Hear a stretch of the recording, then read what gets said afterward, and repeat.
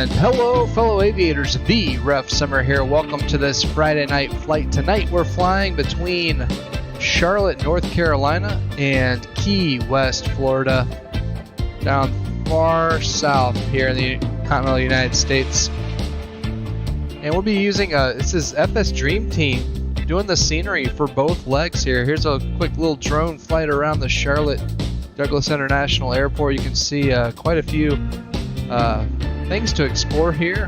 Have the North Carolina Air National Guard over here. You can see the beautiful skyline in the distance. Overall, seems like a really neat scenery. A lot of stuff to explore, which is always a plus. And I'm guessing maybe this is some of the general aviation side of things over here. And we are going to be operating, like it says in the description, an American Airlines flight today. This is flight 422, which actually operated today in real life. Typically they operate it in the Airbus A319, which is not currently available in Microsoft Flight Simulator. So we're going to take the PMDG 737-700, and it's going to be an, as you can see, a vintage livery America West 737-700. So after a series of mergers, you have American West and US Airways, and they have all conglomerated into American Airlines, which the jet bridge says it all right there. So let's hop on inside. Let's go ahead and get this vintage livery fired up, and we'll get underway to Key West. But it's wonderful to have each of you aboard this evening. Feel free to speak up if you have any questions or anything you'd like to see on the scenery. But starting off, we do have the aircraft all loaded up. Looks like we've gotten all the passengers on board now because they've pulled the jet bridge away. So let's go ahead, let's get the APU fired up. That way we can go ahead and get the doors closed. Yeah, I guess that gate agent was a little bit eager to get the jet bridge off the aircraft, so that's fine. That is just fine. Okay, so while we're waiting on the APU to fire up, I'm going to start a timer here because we need to wait at least a minute before we load it with bleeds after it starts up. We'll go ahead and do a quick departure briefing. First things first, let me double check, make sure we do not have any air traffic control online. Right now it's not showing any ATC on VATSIM in the Charlotte area, so we should be good to go. We will have Jacksonville Center online as of right now as we head south, which is great. It'll be great to get to talk to ATC this evening. Let's see here. I'm going to show you. So there's a really cool website. If you search D-ATIS, you can get the digital ATIS that's actually sent to the real-world pilots at airports around the United States. So we're going to check that out. There's the digital ATIS for Charlotte. It's actually available right now. Here it is. So right now in Charlotte, Mike is current, and I'm flying obviously pretty late at night where I live, but I'm operating this flight in the real world time of American 422 as they operated it today. But winds are currently calm in Charlotte, 10 miles visibility, few clouds at 5,500 feet. 19 for the temperature, 17 for the dew point, and 3021 on the altimeters. And expect only 36 center for departure. And a lot of runway closures, 18 left, 36 right, 523 closed.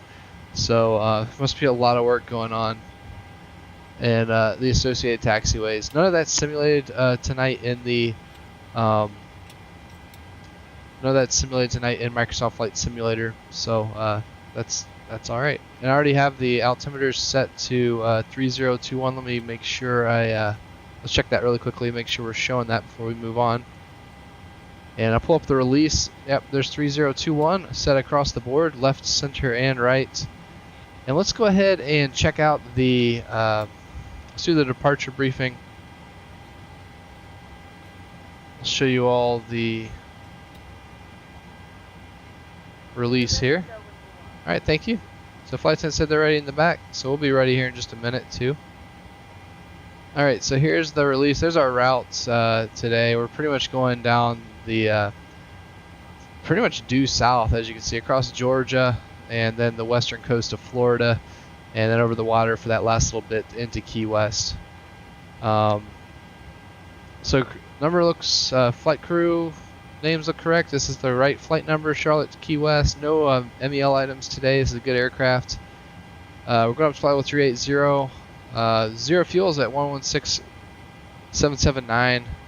Double check and make sure that's showing in the PMDG here. I think we had everything loaded correctly. But the gross takeoff weight is at 133,537. We're planning a 500-pound burn off on taxi, so that's 134,000. We're showing right now we're at 134.4 is what it's planning for that takeoff. So that's close enough. That'll work for us today. Landing weight's at 124,005. I did run the numbers with Top Cat. We landing weights, everything should work out fine for going into Key West today. Plane gate fuel is at 17,258. We're currently at 17,300, and our min fuel for takeoff is going to be 16,758. Current weather, we already went over the weather here at Charlotte. Let's look at the weather in Key West this evening. So in a lot of NOTAMs there, in the real world. Key West winds are currently out of the northeast, 5 knots, 10 miles visibility, clear skies, so it's nice. They had storms earlier in the day, but forecast is calling for scattered clouds broken at flight level 200, so visual meteorological conditions the rest of the evening. Don't technically need an alternate, but dispatcher did give us an alternate of Miami International, which is showing winds out of the north, 3 knots, 10 miles visibility, a few clouds at 2,500, so visual meteorological conditions, and forecast during the window we arrive, winds variable at 4 plus 6 miles, few at 3,000, and scattered at 12, ceilings up at 15,000. So visual meteorological conditions today, which is good. NOTAMs, nothing that should affect us here in Microsoft Flight Simulator today. For our taxi out route, we'll pull that up really quickly. We take the release down, clear us up some space here, and we'll pull up our Navigraph charts.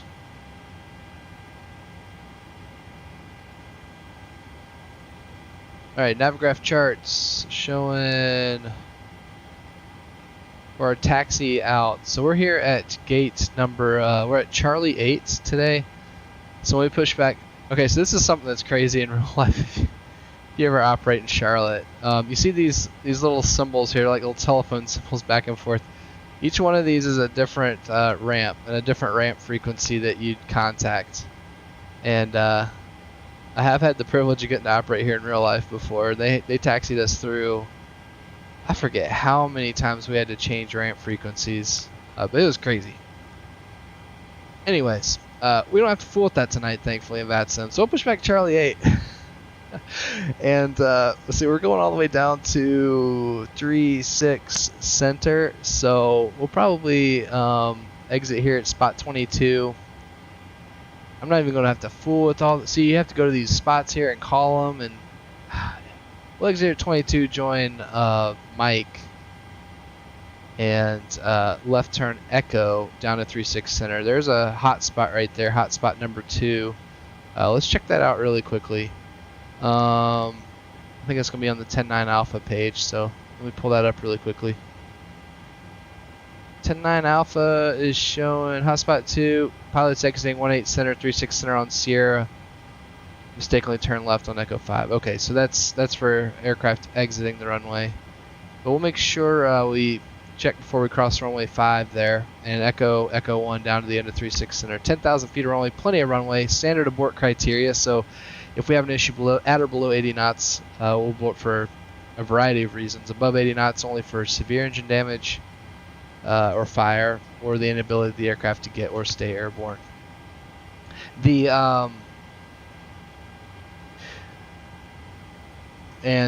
Performance-wise, this will be a flaps 5 takeoff. Speeds are set at 132, 133, 136 is our V2. Let me set that in the speed window here really quickly. So there's 136.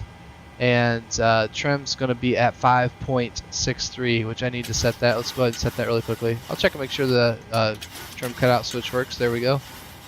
So it's going to take it just a second to roll it on back. We'll get it to 5.63. I'll make sure the trim goes the other way really quickly too. There it goes. Perfect. So 5.63 is set on the trim. And for our clearance today, we are standby. Got it written down here on my, it's actually on my cell phone. So we're squawking 2,000 since we'll probably get a squawk code hopefully if Jack Center's still on when we head south. But it's the BV5, which has us taking off, let's see, we're going off 36 center on the BV5, which so you can see that's what we're showing here. There's a speed restriction, accelerates 250 knots if unable, advise ATC upon reaching 10,000, accelerate to and maintain 280. Okay, so 280 knots once we're above 10,000 feet. We'll keep that in mind. And initial climb off runway 36 center, climb heading 003. We have that set in the heading bug to 1260. And then on heading 330 are as assigned by ATC. So it'll be a vector on a 330 heading. Set this over to plan. We'll go ahead and check this out. So you can see it. It has it shown there in the navigation display. And then the first fix is going to be Ugang. Go back here to our map view. Ugang, then BV, and then Andes. We have the Gendo transition. And after Gendo, it's direct to Maverick. And direct team. And then leg-wise, I'm not even going to pull up the release for y'all because I'd have to keep shifting through it. But let me see here. Legs-wise, after team, it's Typhal. Then enemy, Beetle, Daffy, Molly, Wolf, Emed, Carter, GG, and the airport. So that all matches up with the legs here. And total distance we're showing in the flight plan is 699. And here in the MECDO, we're showing a total distance of 666. So that's pretty close. We will have to add in the approach later on when we have a better idea of which one we'll get. Probably be runway 9 is what I'm thinking today. Alright, transition altitude is flight level 180 here. We're still in the United States. And departure frequency for now, it's going to be 22.8. We'll be on common traffic advisory. Let me go ahead and get us back onto 122.8. Thought I had us there, but looks like it switched us off. So we'll get COM 1 on 122.8, and we'll listen to guard 121.5 on COM 2 over here. So let me roll this back down. 121.5. Perfect. And get this on. Alright, excellent.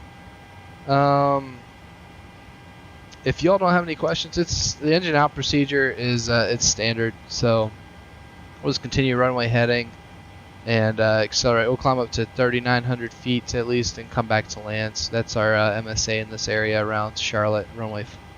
And runway 5 is what it's showing, is what that's predicated around. But we'll probably come back to land on 36 center.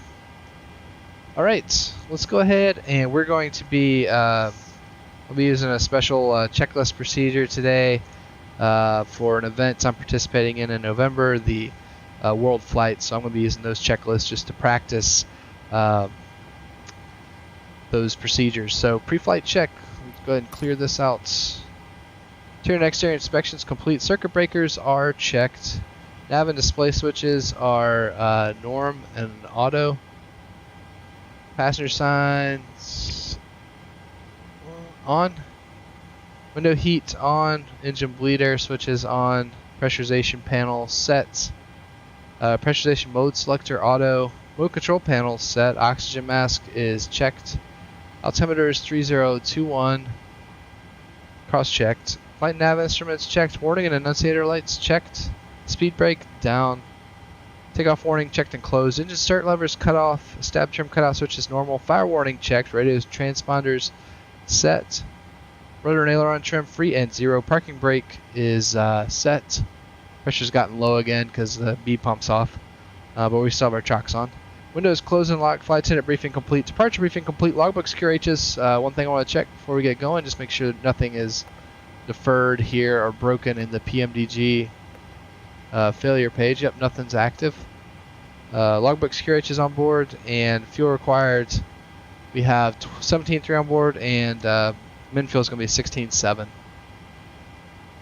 All right, pre-flight check complete. Let's go ahead, and APU's been running for plenty of time now. Let's switch our AC electrics over to the APU, and also I'm going to get the external air cart disconnected, and we will switch our bleeds over to the APU also. I'm going to go ahead and close our doors once we get the bleeds on. Whoa, camera did something funky there. Alright, let's go ahead and switch our bleeds over to the APU. Turn the recirc fan on now. And we'll go ahead and close our door. Let's make sure we got our cargo doors closed. And we'll go ahead and tell GSX to go ahead and start hooking up, because it usually takes it a while to get over here. So we're ready to prepare for pushback and departure. It's doing all its stuff. Let's go ahead and do the pushback check. We do have clearance to push back. Just a little bit of fuel in the center tank. It's not going to last very long.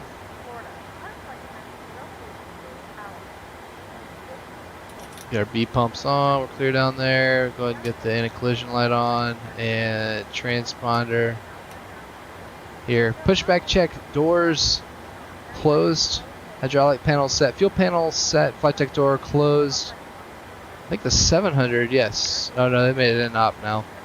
Closed, locked. And transponder. Pushback check complete.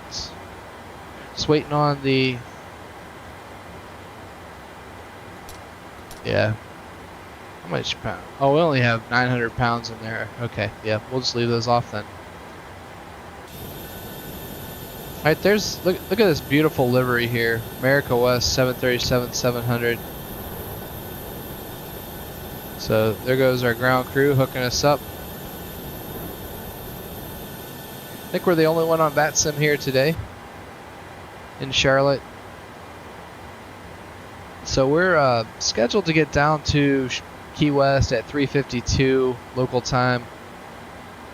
So not too much, about 2 hours. Right, we're ready to push back, and we're going to push with the tail or nose to the left. Yep.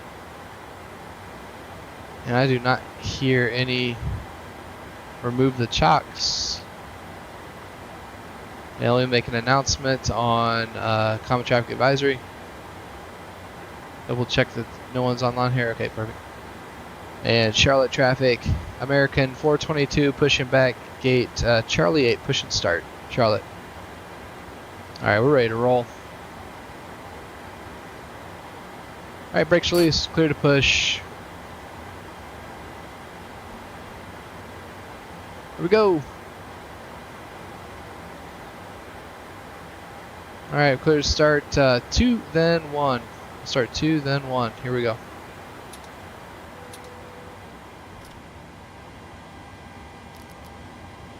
Start my timer there on the engine. And 2, oil pressure's coming up. And 1, EGT's good.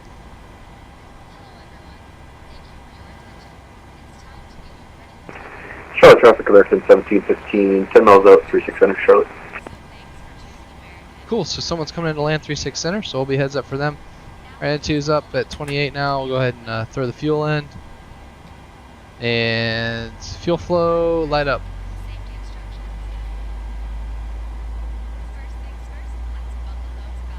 You know, the one thing we didn't do, we should have gone and explored the terminal a little bit. That looks like, if they have the inside models, it'd be really cool. It's a pretty large terminal. You go there in real life for sure. Let's see if we can see this lady walking. Yeah, there she is. Or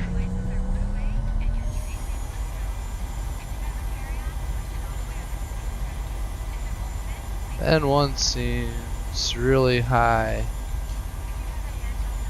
Okay, yeah, my thrust levers. I was like, that doesn't sound normal.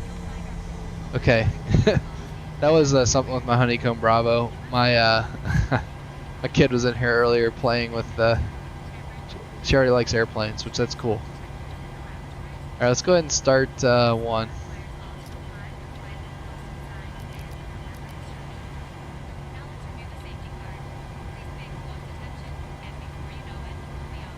I'm not sure if they wanted me to start the parking brakes yet or not. I think they did. Okay, brakes set. Yep, there they go. I think I missed the message. I'm not hearing the audio for some reason right now. Alright, so there's our N2, oil pressure, N1, EGT is good, and we're stagnating above 25. We'll go ahead and throw the fuel in. Fuel flow and light up.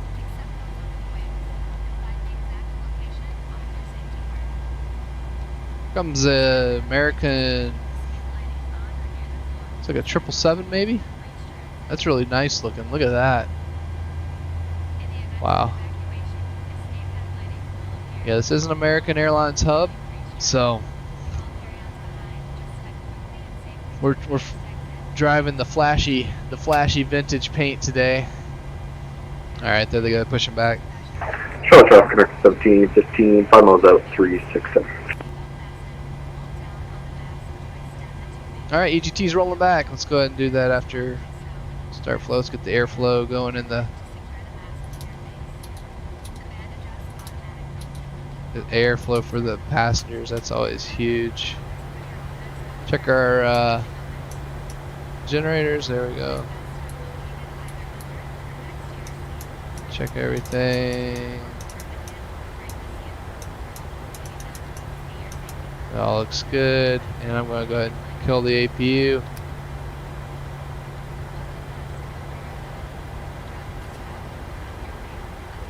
Alright, we're just waiting on the salutes. There we go, we got it.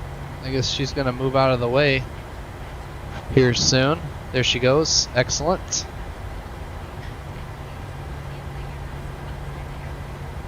Alright, we're all clear, so let's go flaps 5.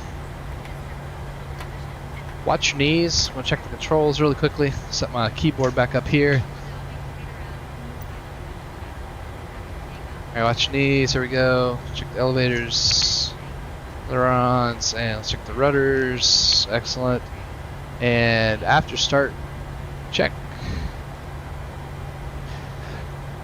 Generators. Excuse me. Generators on, probe heat on, anti-ice, standard air conditioning panel set, recall is checked, auto brakes RTO, start check complete, taxi check, flaps. Switch over to the first. Wow, that's right. I don't have it on this aircraft. Flaps are. Let's get this all set up. So first thing you want to do, you want to verify it here. Takeoff ref. So 555 green. Takeoff speeds 132, 133, 136 set. Thrust DTO1 plus 30. Stab trim 5.6. Flight controls check. Taxi check complete. Alright, here we go. Clear on the right. Clear on the left.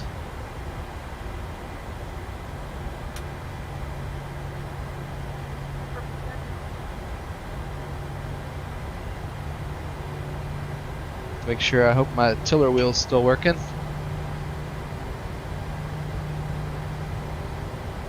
Not too heavy today, but it definitely requires a little bit of thrust to get us moving.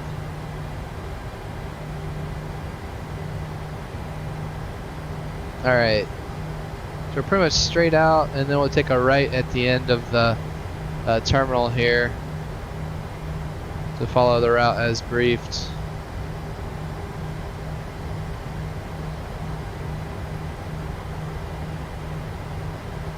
To be heads up also for that aircraft coming in on 36 center.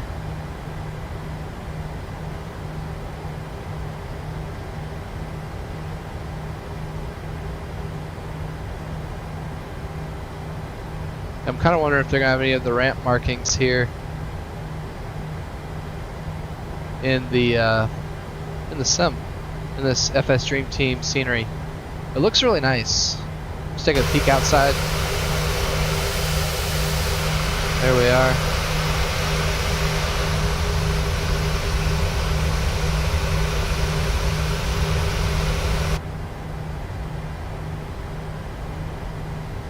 Alright, so it'll be a right turn up ahead onto, I think that's Mike. Yeah, right turn onto Mike.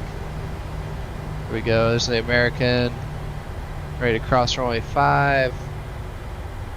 Take our right turn onto Mike. Still clear to the right. For that catering truck's waiting on us. Excellent.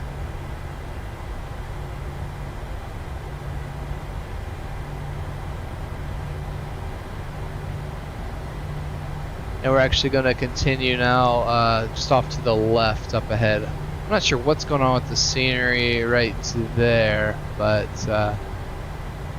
yeah, we don't want to continue around on the ramp. So I can actually cut us over right here. Looks like it's getting a little hazier here in Charlotte. So visibility is going downhill. Just saw the runway lights come on. Alright, so there's the spot 6, it looks like. I don't see that on my chart.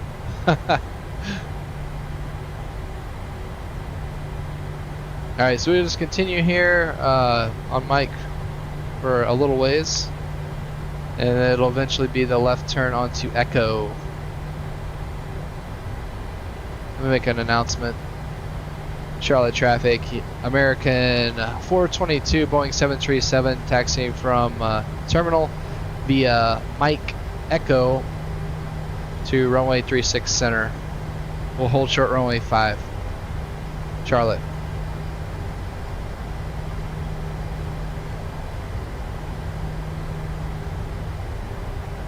So we will definitely hold short 5 before we cross it, just to make sure.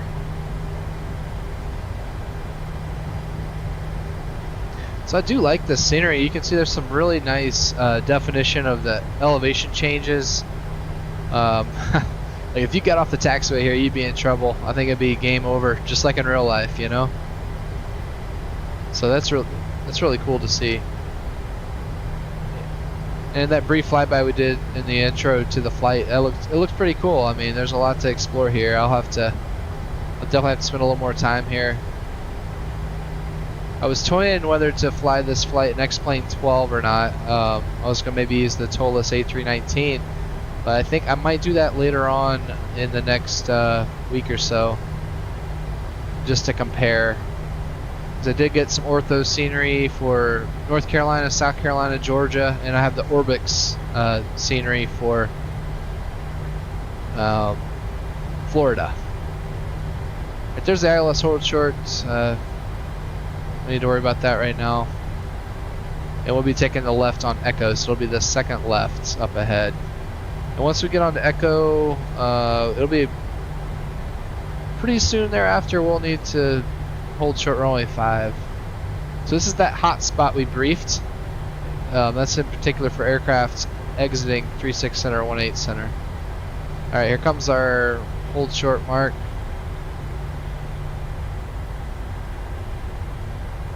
Looks like it's clear on the left. I don't hear anybody crossing on the radio, so we'll go ahead and cross. Charlotte traffic, United or American 422 crossing runway 5 on Echo. Charlotte.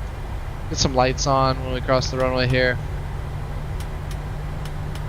Don't need the landing lights. We're not with the strobes on in the wings. Just to make ourselves more visible.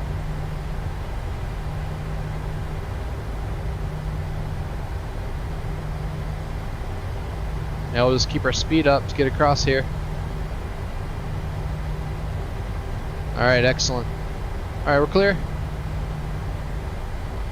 Charlotte traffic, American 422, clear runway 5, Echo taxiing via Echo for runway 36 center. Charlotte. I will get these lights back to our standard taxi configuration. Alright. We'll go ahead and turn the continuous ignition on since we're getting there here soon. Navigation briefing. We're taking off out of Charlotte runway 36 center. Flaps are set at 5. Speeds are set at 32, 33, 136, and that's in the bucket. Visibility is going down. We'll use the HUD for the takeoff. I have it set up currently. And we're going to switch this over to TARA. Top altitude is 8,000 and it's 250 knots to 280 knots once you get above 10,000 feet. Looks like our friends on VATSIM's coming in short final now. Should see him any minute. And on the BV5 departure, it's initially climb heading of 003 to 1260, then heading 330. So 003, then 330. And then vectors out to our first fix of Ugang. Alright, anything else to add? Anyone has anything else to add? You can add it in the chat, obviously.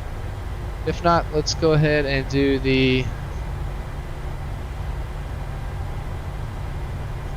Well, I'm going to hold short of 3-6 center. I want to make sure that this traffic that was on final gets out of the way.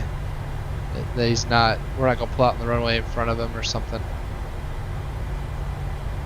I didn't hear any more calls, like a short final or anything, so we're going to hold short 1 second. I'm just going to make sure we know where he is. Alright, we're going to stop right here. And here we go, got the parking brake out. Wow, the visibility is plummeting right now. I'm going to check SimAware, see if he's showing up on SimAware at all. Let me reload it.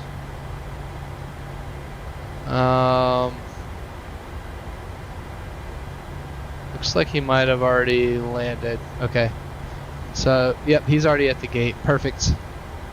So 36 center is on the sign there, and it's on the pavement. We're going to go ahead and take off. Charlotte traffic, American 422, taking off runway 36 center. Will be departing to the south via the BV5, Charlotte. Alright, HUD's coming down.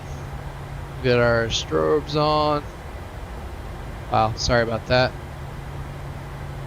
Mouse wheel is not cooperating. Alright, get our thrust levers up, check the, there we go. Nobody's behind us. Check that takeoff configuration. Alright, before takeoff check, runway position is 36 center, verified, flaps, 5 green.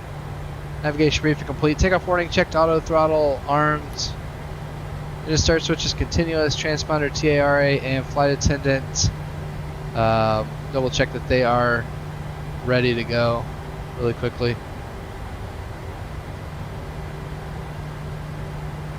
Cabin is ready for departure. Okay, excellent. Before takeoff check complete. Here we go. This aircraft is not wanting to move at first.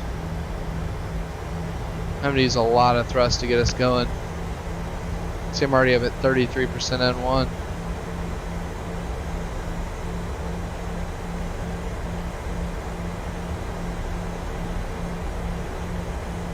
Look at this nice modeling of the runway lights, and yeah, this is definitely an improvement over the defaults from what I can tell. So far I'd highly recommend this FS Dreamteam Charlotte scenery. I haven't noticed any negative frame rate impacts, so it's pretty good. Alright, when we line up on 36 center, looking for a heading of 003.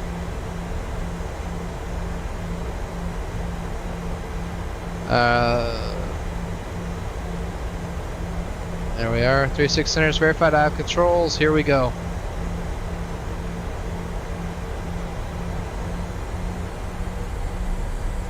There's 40 and Toga. N1 Toga.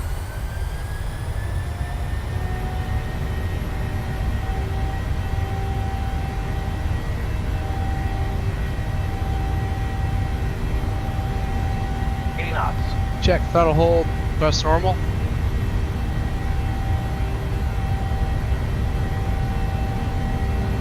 Lead 1 take.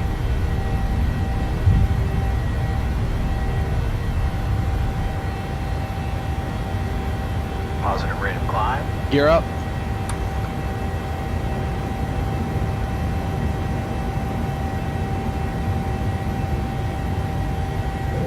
LNAV. There's our turn to 330. VNAV. I'm gonna hand fly it for a little while. Alright, HUD's coming up. Yeah, look at that. It is getting hazy. Alright, we should start accelerating now. I'll pull out our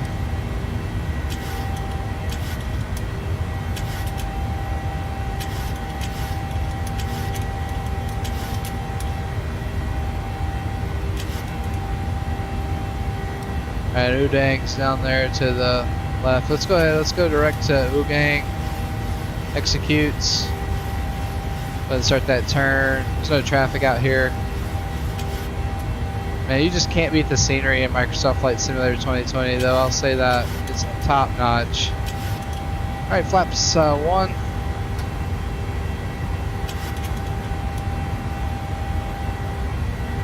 Flaps up. And after takeoff check.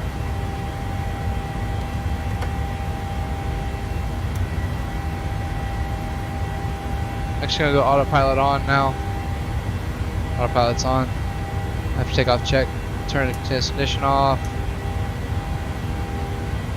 Right after takeoff check, we are looking at flaps up, landing gear up, off, packs, auto. Let's check these really a little more closely. Packs are auto, bleeds, that's all looking good. Cabin's climbing normally. Pressurization panel checked. Start switches off, APU off. After takeoff check completes. And I heard a beep. I don't know if that was V-Pilots. Atlanta Center. Please contact me 32975. 32975. Got it. So we'll switch over to that. 3297.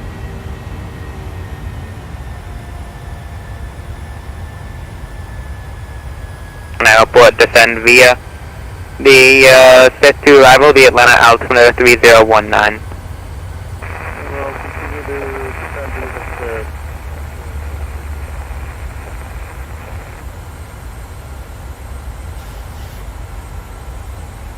Atlanta Center, American 422, 8000, climbing via the BV5 direct Ugang.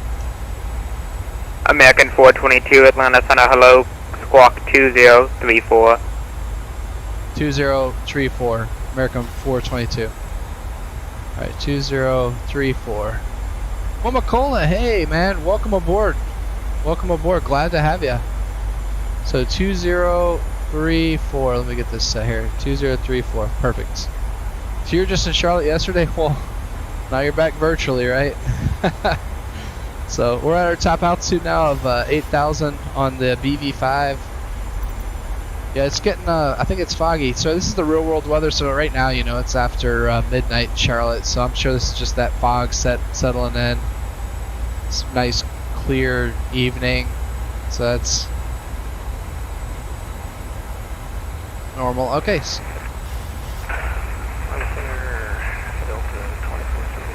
So we gotta keep going at 250 until we, we're at our top altitude of 8,000 right now. So we gotta stay here until he gives us something a little higher. Yeah, this is a different side of the world. Delta 2476, Atlanta Center, hello, squawk 20. Hey, Momoko, if you could help me, is that 10. air traffic control, is that a little too loud on your ends? I'm gonna try to turn it down a little bit. 2010. There we go. I need to create a separate audio channel for VATSIM. in the Streamlabs software. Sometimes it's really loud. Yeah, the fog. Delayed many of your flights. Gotcha. Yeah, it's been nice weather here in the east this week. Oh, yeah, it's pretty loud. Okay, thanks. I turned it down. We'll see if this is any better. The correction Wow, Walker never mind. 2476, the affirmative, Hold it's up. going to be the visual approach, runway 8 left. Let's see. Check. Check. Check. Testing it on my end here just to try to get it better. Okay. We'll see if he has higher for me. Bob Simmons, you're in Asheville, North Carolina, right down the road a bit. Cool, man. Very cool. Yeah, it's a neat place. I've been over to Black Mountain quite a few times, which isn't too far from Asheville. Love that part of the country. Neat spot. Black Mountain up into Montreat, in that area. Cool spot. Check in with Atlanta, see if they have higher. And Atlanta Center, American 422. Do you have higher for us?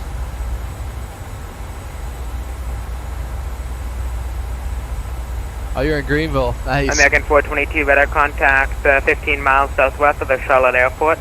Climb and maintain flight level 230. At 8,000, climbing flight level 230. American 422, thanks. American correction Delta 2476, radar contact 10 Alright, miles there's a southeast of Atlanta. I 23, don't have a flight and plan. let's roll. Alright, I'll refund. Sorry about that. But altitude mention, here we go. So we just got to remember to maintain 280 knots until when we get above 10,000, until air traffic control gives us something else. So there are quite a few of us on this stream, myself included. I'm in the east. I'm in Tennessee, so we're all kind of in the East Coast. So it's appreciate y'all being on late at night. This is a late night stream. Wow, we are 5,000 feet per minute almost. It's like a rocket ship. All right, I'm going to switch our speed intervention to 280 now.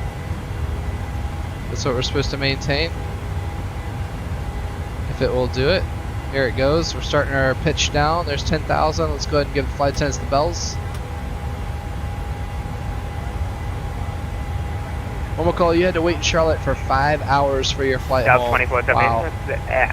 Delta 2476, I have it now. Climb and maintain flight level 310. Clear So, direct were you wallet. flying Charlotte to Greenville? Or were you going all the way back to the islands? Because you had said you were from the Pacific, right?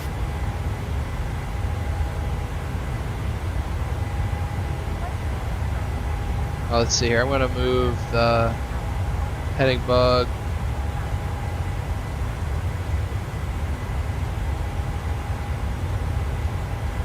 There we go. Yeah, that's a lot of. So you know the right way to look at it, you just call it airport appreciation time, right? Yeah, 5 hours of airport appreciation time. That's never fun though. Not much appreciation. Let's check out our cabin climbs going now. It's a normal climb.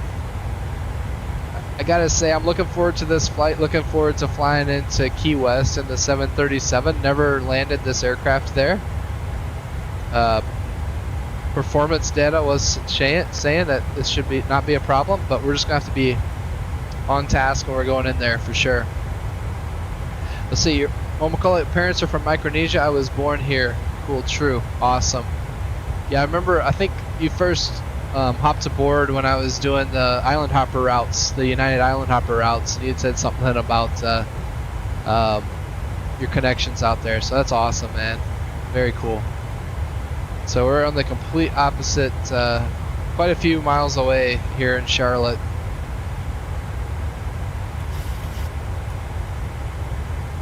Our favorite Ben.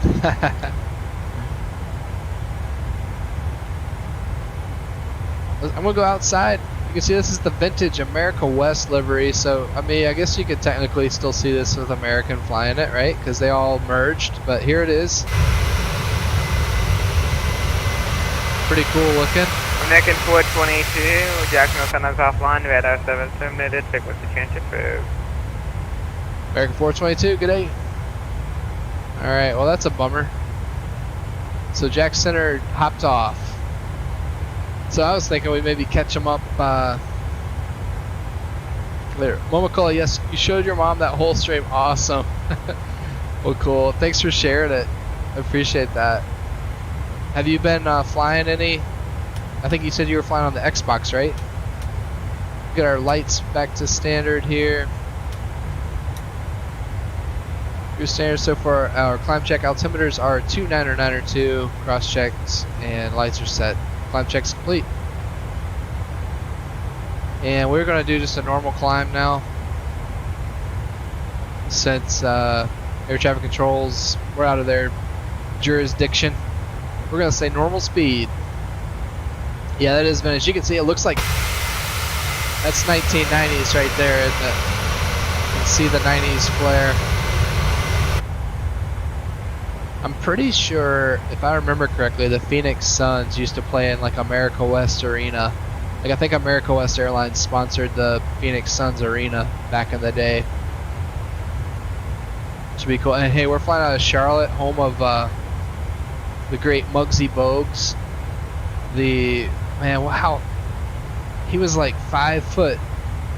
Hold up, I'm gonna look it up on my cell phone because it was just too cool. Muggsy Bogues.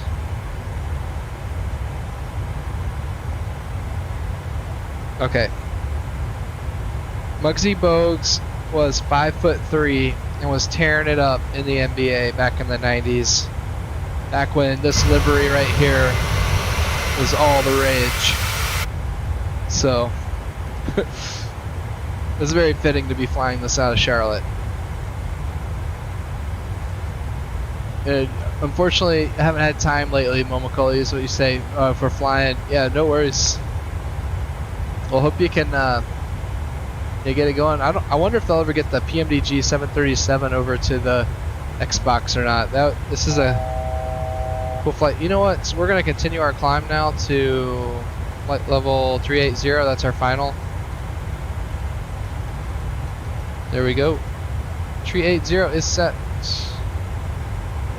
Everything's looking good. LNAV, VNAV, 380 is set, and we're climbing at VNAV speed, which is currently 300 knots. Excellent. Next thing we need to do, let's check some fuel really quickly. Bob Simmons killing it, yeah. Muggsy Bogues was killing it, man, back in the day. He was. So we have about 14.4 at Andy's. Let's see what it was showing on our release for this area, for this part of the flights. There's our, there's the old sim aware. Alright, so for Andy's, we were supposed to have a whopping 13. Now we're at 14.4, so that's what, plus 500, so that's pretty good. So say plus 5. There we go. It's kind of hard to draw with your mouse, but that'll work.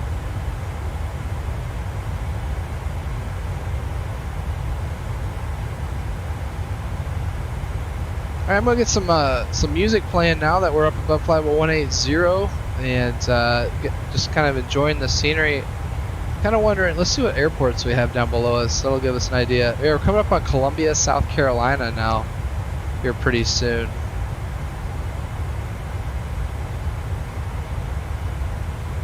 Which, how soon? That's at 20 miles out, so somewhere down there we should see Lake, I think it's Lake Murray, that's just outside of Columbia, South Carolina. Yep, there's Lake Murray. And there's the airport. CAE, Columbia, South Carolina. Right down there. Awesome. Guess the Gamecocks getting ready for a big game tomorrow. I'm not sure who they're playing, but it's always a big game in the SEC, right? Let's see, Mama Cola, man, I have to go to bed, work at 7 a.m. Have a great flight. Thanks, Mama Cola, and have a good, safe day at work. And thanks for tuning in. I'll see you again later. Bob Simmons, do you fly any GA? Do you mean in real life or here in the sim? I do a little bit of both. I haven't streamed GA in quite a while, but I would love to again. You like the longitude? Cool. I have not tried that out yet, but I'd like to. I typically, so when Flight Sim 2020 first came out, I did fly a lot of GA aircraft because I felt like the sim was much better with the GA aircraft at first, and then as they've had the PMDG and the Phoenix and the CRJ with Aerosoft come in, I've started flying some of those a little more. But no, definitely, I would love to check that out. All right, I'll get some little music playing for us so we continue down toward Key West. Yeah, MSFS 2020. I do have a lot of GA aircraft in my hangar. I actually was about to do a flight with the Bonanza in Japan, and but I didn't stream it. I flew up to Mount Fuji, all the way to the top, and did some sightseeing. And there's a cool airport right at the base, Mount Fuji. But I did not stream the flight that night. I think that was right about the time X-Plane 12 came out, so I got really distracted, installed X-Plane 12, and was doing that. Let's check our pressurization since we're already starting to get pretty high. Cabin's showing up about 7-8 now.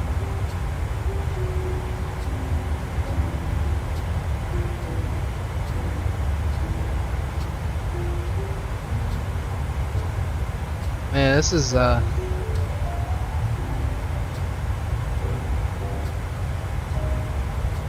it's the South Carolina countryside down there. Look at the back. I'll see if we can see Columbia still out the rear windows. I spent a lot of time in Columbia, South Carolina, so that's why I keep looking at it. Operator I used to fly for had a maintenance base there, so we'd have a lot of overnights there so they could work on the aircraft. So it was neat. Pretty cool city actually when you get downtown. Yeah, I mean they have the big university there, so that probably helps them. Just have some restaurants and bars, sports, events, all sorts of cool stuff. So neat city.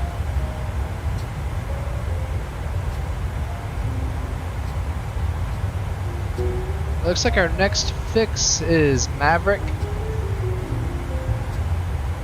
And so we're doing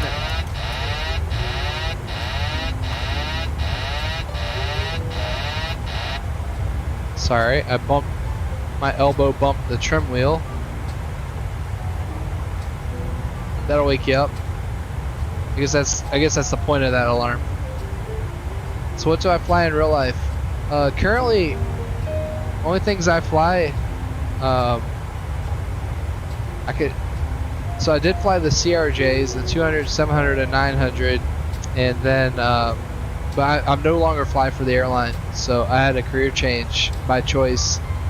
So right now the only aircraft I have available to me are just GA ones out at the local airport, so like a Cessna 172 and a 152 that's out there too. So that's the only thing I have available at the moment, unless I want to go pay a pretty penny somewhere. But even those it's expensive to fly right now for fun. But yep, I had 10 years in the airlines. It was great. It was great, but I'm happy to be where I am now too. And let me tell you, the flight sims now are just absolutely outstanding compared to what they were even 10 years ago. So kind of helps me get my aviation fix in, you know. It's good, and it's a lot cheaper.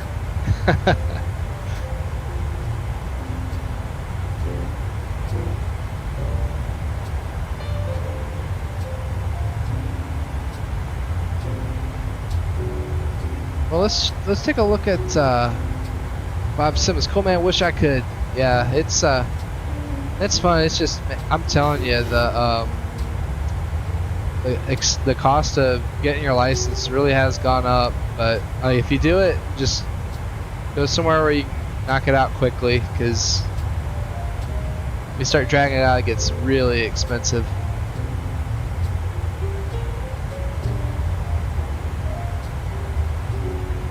I'm gonna check the radar really quickly.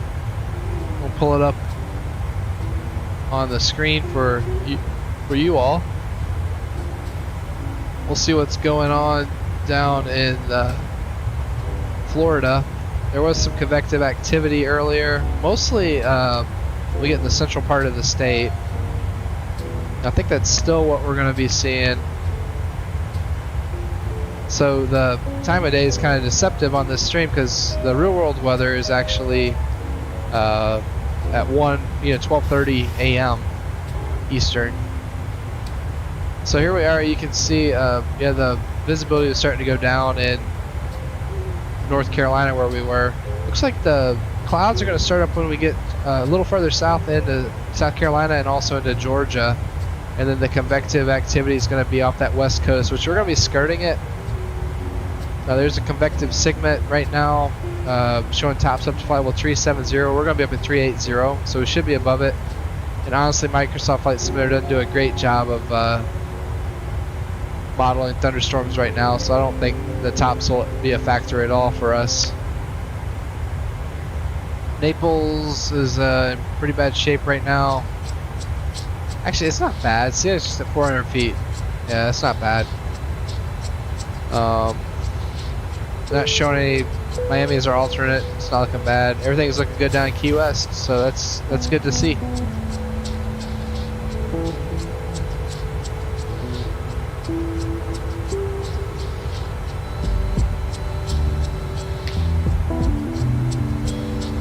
Yeah, I love these views of the rivers down below.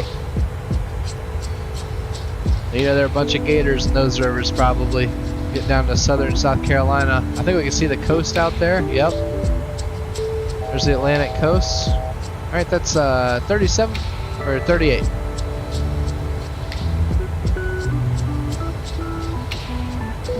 So Savannah's at about our 11 o'clock. Bet you this river is going all the way down into Savannah, if I remember correctly.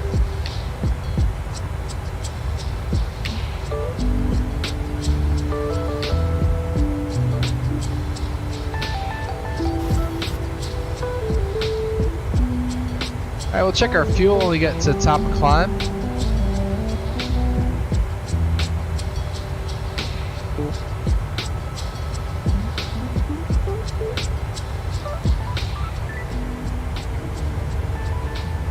Alright, getting ready to level off. Alright, there we are. Fuel is 13.0 right now. So let's check that out really quickly on our release.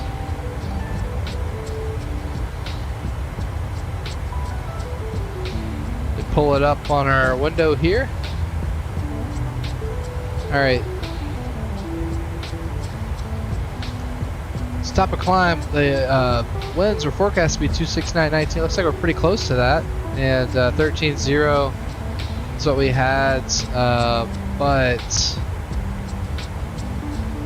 I think that was maybe slightly before where we were going to be. I was going to say we had 13.0 when we got to top of climb. That was showing 576 miles remaining to Key West, but we're currently, let's see, how many miles do we have left? 519. So you can see we're a little bit ahead of that. So we're forecasted to have 12,900 pounds at Maverick, and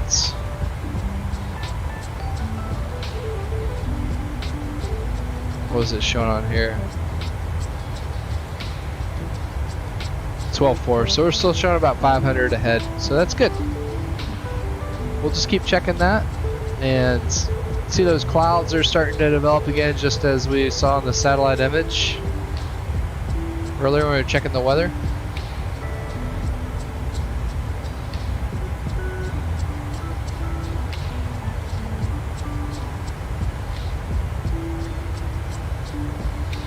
So Bob Simmons, you like to fly the Longitude? You said is that your favorite aircraft to fly in Flight Sim 2020?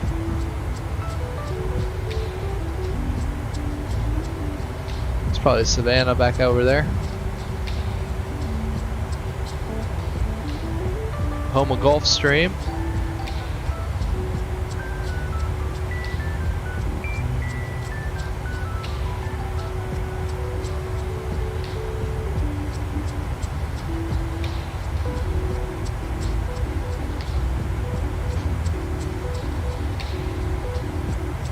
Get the air conditioner turned up. So that's the thing, you get this high fidelity simulation running in your office. It gets hot. Works up a lot of heat in the computer.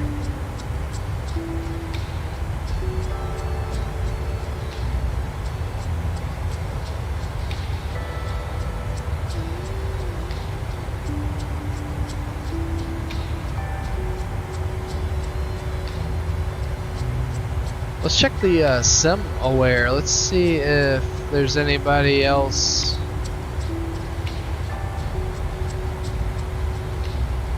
Planning to get on. So let's see, are we at Maverick now? Yep, there's Maverick. 12.7 is what we had on the fuel. So let's double check that with our release. 12.7 at Maverick. And we're planning to have 12.4. So we're about 200 over. That's good. So we're on SimAware right now. Let's see what we're showing. So Atlanta Center got on, and we're skirting Atlanta Center. Man, I should have. It's too bad. I'm just missing that ACC. And then, yeah, nothing all the way down to Key West as of right now. That's alright. That's alright. Let me pull up some background ATC for us from the real world. Bob Simmons, yeah, flying it now in UK. Very cool. Yeah, I haven't done a lot of UK flying in Flight Sim 2020, but I'd like to get up there. I know they had the world update that got the scenery looking really nice. Have you tried some of the Orbix scenery in the UK? Oh, it seems like there's a lot of support for that area, that part of the world, and payware airports, and I'm sure a lot of freeware too. But seems like it'd be a cool part of the world to fly in.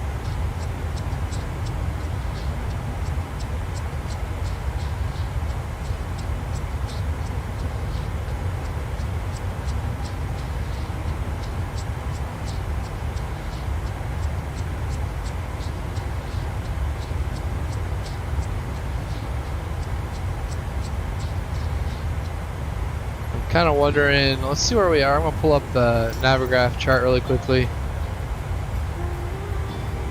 give us a good idea of where we are. So we just passed by Statesboro, Georgia, and yeah, we're just heading into South Georgia now.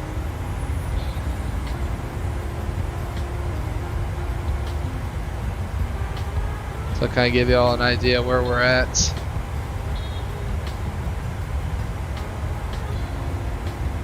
South of Macon, southeast of Macon now. Bob Simmons, yeah, I'm working on getting as much free as can. Have 18 terabytes of storage for it. That is incredible. Wow. See, that's something I need to do. I need to get some more storage in order to do all the orthos for X-Plane. I had added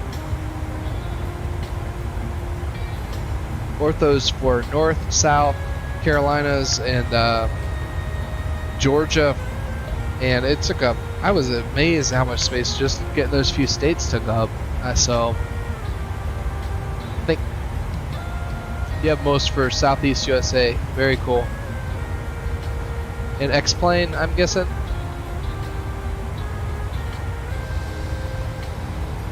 Yeah, I've got a think it was Vertical Sims. I think that's who it was, the orthos that I got. But he did a good job. Looked good from what I saw. I need to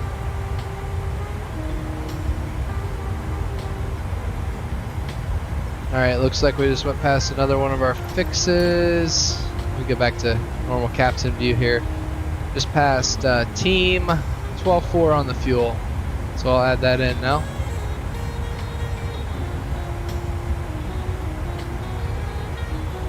So let's check out 12.4 at team.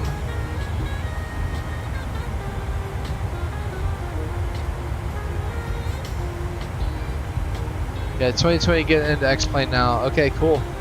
Yeah, I really like having both for sure. I mean, really, they're good sims. They're unique in their own ways, and I use both of them. I know some people are very adamant about one or the other, but I don't know. I think you can find enjoyment in either. Sometimes for different reasons, but they're both good sims.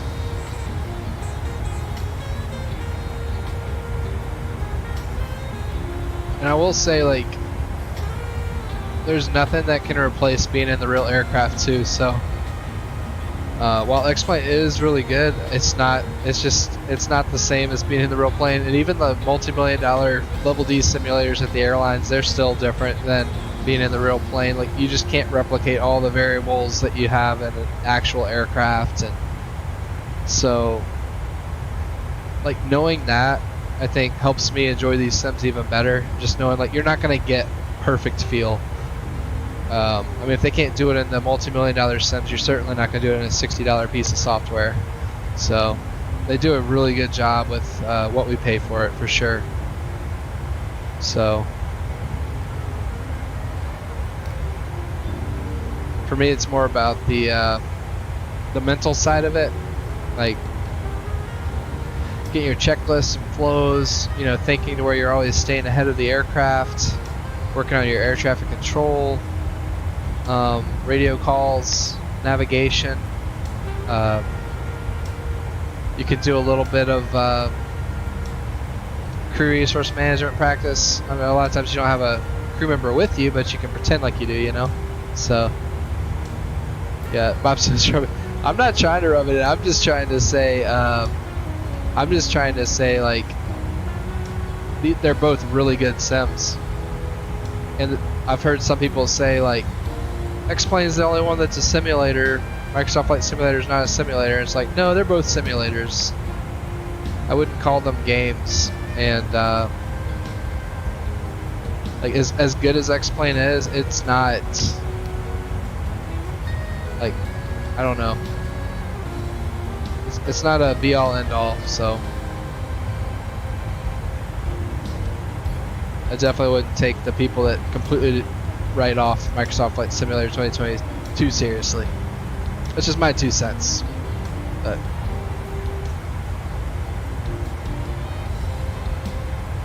around 7,000 total in so far. Happy with that you have. Awesome. Yeah, it's good.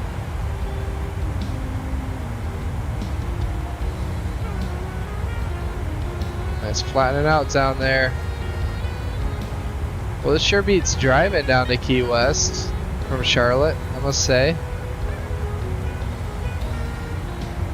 Looks like we're starting to get a little bit of convective buildups down there. Bob Simmons, you should hit me up sometime. Yeah, man, for sure.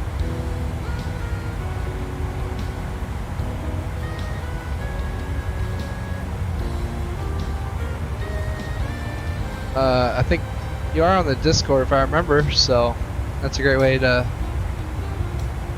message me if you have any air traffic or aviation questions or any of that stuff, man. I'd love to chat.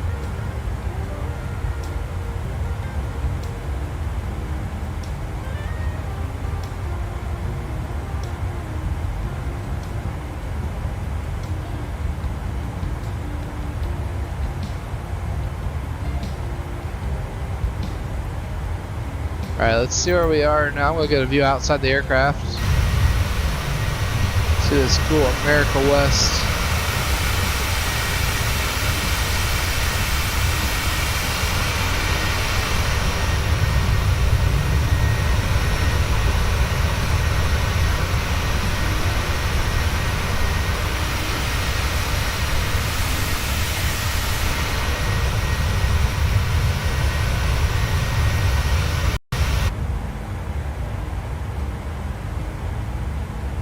All right. Let's get the. I want to pull up the map really quickly.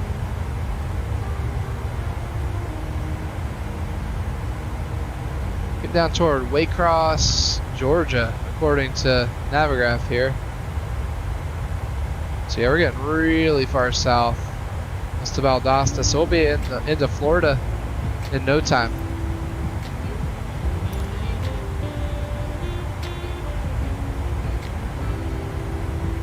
Looks like we're holding Mach 7.9, and we were planned at. Let's see what our release was showing.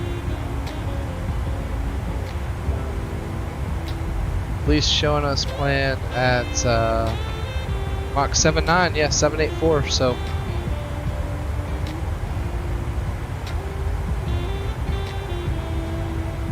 autopilot's doing a great job.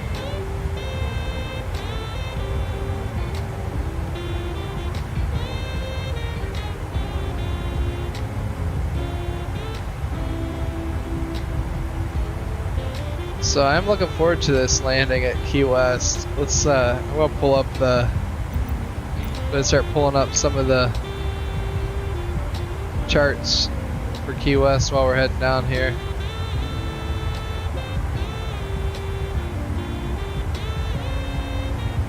It's a pretty short runway. 5,000 feet. So not a lot of room for error. There's RNAV's runway 9.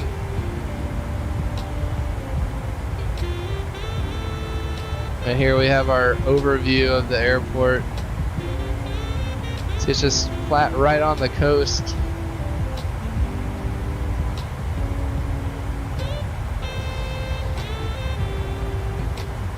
Quite a bit of rain. We're in September through November right now, so 8 days of thunderstorms. It's typically out of east-southeast at 11 knots. Runway 9, here's kind of our view we're going to have coming in there. And you can see it's a short runway, so definitely don't want to be floating in there. Runway uses a right-hand traffic pattern. The only available public straight instrument approach procedures to this runway are an RNAV or an ASR approach. Happy on the left, 3 degrees. And I believe in real life it's out of service right now, when I saw the NOTAMs. And there's an EMAS arresting system located at the departure into that runway, keep you from running off into the sandy soil there. Due to a narrow runway, stabilized approach and precise runway alignment are critical. This runway has a displaced threshold, resulting in a usable landing length of 4,801 feet. So, not a lot of room to play around in.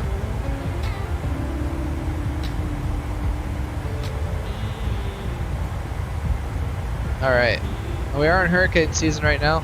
Nothing's there at the moment. I think there's a tropical storm out in the Atlantic right now, but it's been a relatively quiet hurricane season so far, which, hey, that's great.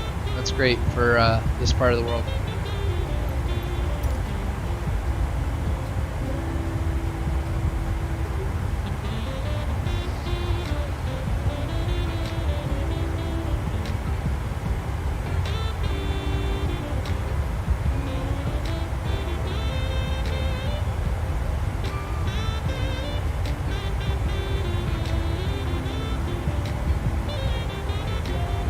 I think from what we were seeing that satellite view, like going down central Florida, weather is much better than if we get off on the coasts. We'll pull that up again and see what the latest is in the aviation weather realm. I'm actually gonna put our route in here so that we can, I'll pull it up in just a second. I'm gonna get our routes and put it in the aviation weather app. They have a really cool flight path tool.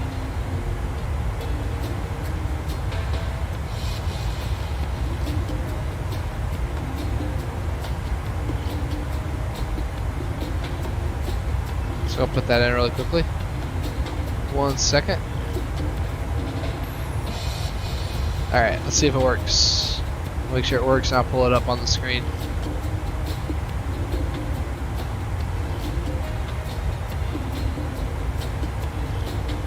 Oh yeah, it works. Perfect. Alright. So now I have our flight path in there. This is a real world tool you can use.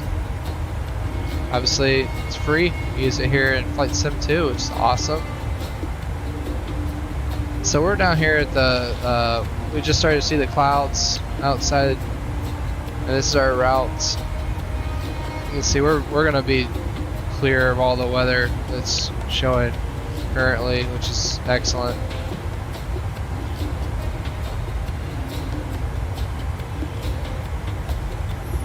And Key West right now showing winds out of the east, 6 knots, 10 miles clear. So temperature and dew point are pretty close together. At least there's a nice breeze to kind of keep the fog away. But yeah, looks like great weather down in Key West, so we'll take that for sure. But definitely landing runway 9. We don't want any sort of tailwind at all if we can help it, going into that short runway.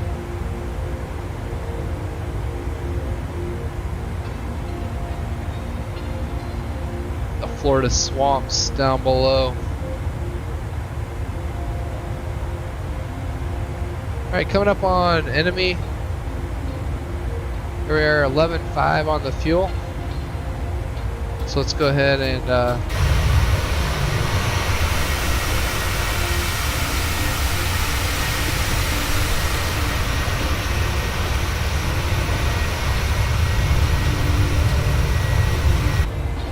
enter that on our flight log.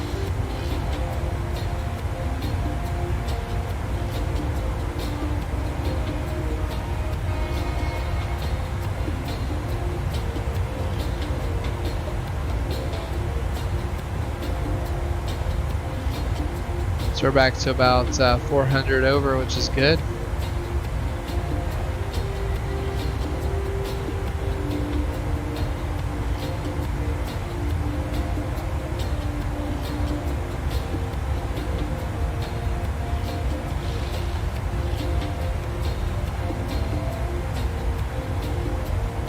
Looks like it's showing an aircraft that's about 1,000. Whoa, something just happened. Alright, I'll bring the flight spoilers out to help slow us down. I think we must have just hit a big weather shift. There we go. Bring the flight spoilers back in now. Yeah, we had a huge jump from Mach 7.9 up to, what was that? I didn't see if it was 8.3 or 8.4 it jumped to. The weather, I think there's something going on with the Microsoft Flight Simulator weather engine. It's acting funny.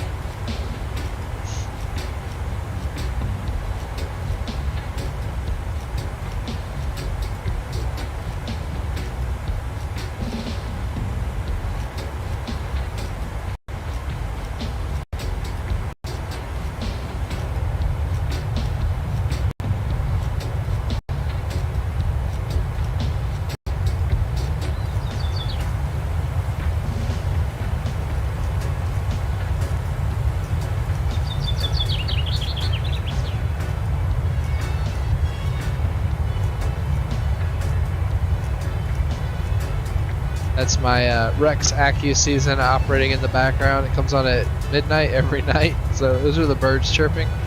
Don't worry, we don't have birds in the cabin.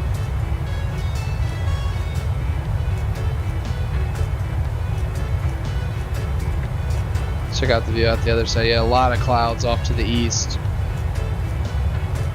It's cool to see the old America West livery though.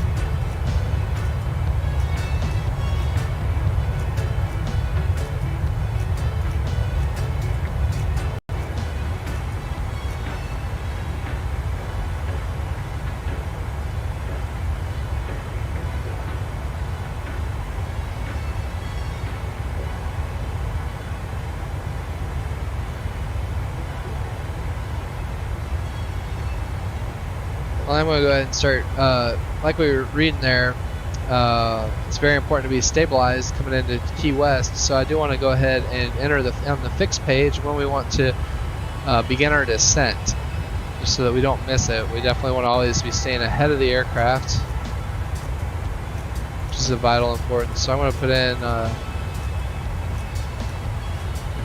Key West here in the fixed page. So 30 miles out, we want to be at 10,000 feet, 250 knots. And we're currently at flight level 380. If we're going to be descending down to 10,000 feet, that means we're losing 28,000. So if we multiply the thousands of feet by 3, that gives us 84.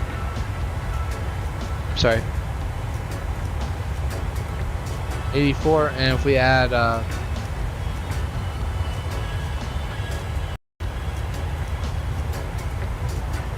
5 miles, that's 89, plus the 30, that's 119. So I'll put 119 in here. That's when we want to begin our descent into Key West.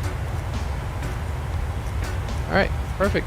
Showing us getting there at 1931Z, so in about 30 minutes from now. Alright, there we are at Beetle. 11,200 pounds of fuel.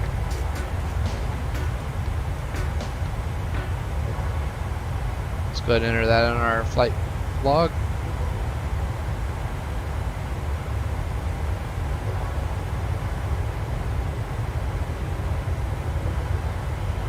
Still holding at about 400 over.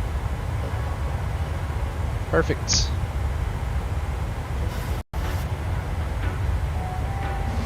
Now our speed dropped back.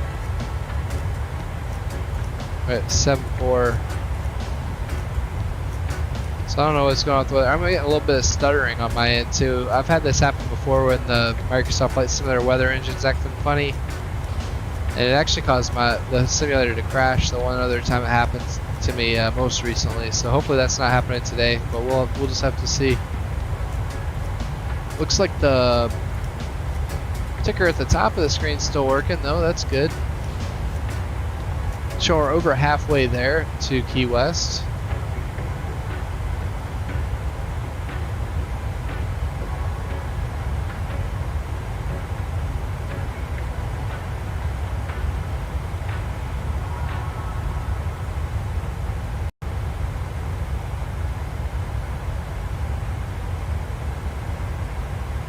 Wonder if it'll have any of those tops up toward 370 down here as we get south. I don't think it will, but we're back in a jump seat here.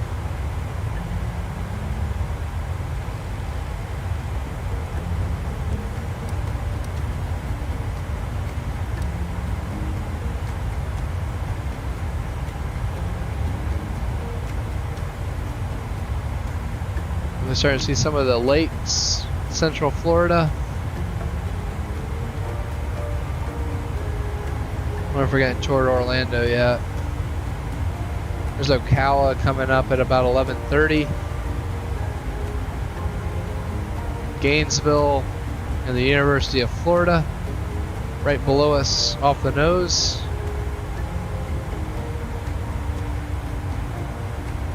I wonder if we can see the stadium and the university. Let's go outside real quickly and take a peek.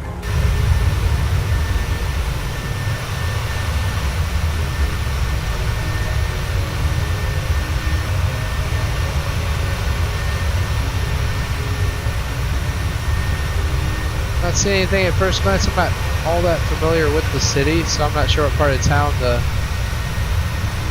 stadium's in.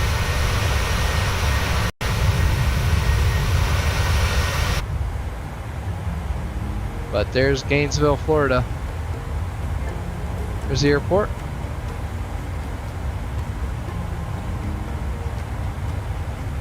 feel like it's such a huge stadium. There it is. I see it now. Trying to zoom out. I don't know that the screen's showing my mouse cursor, but I've got it right in the center of the screen. There's the stadium in the University of Florida. So cool. We spotted it. Traffic.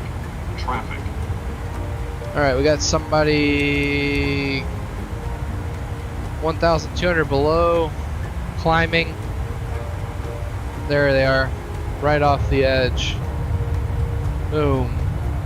That'd be a viral YouTube video. Some passenger would say, almost had a mid-air collision. We're safe. Thank you, TCAS system, for keeping us aware. We're down there looking at the SEC football stadiums. And so far we've seen University of South Carolina and University of Florida.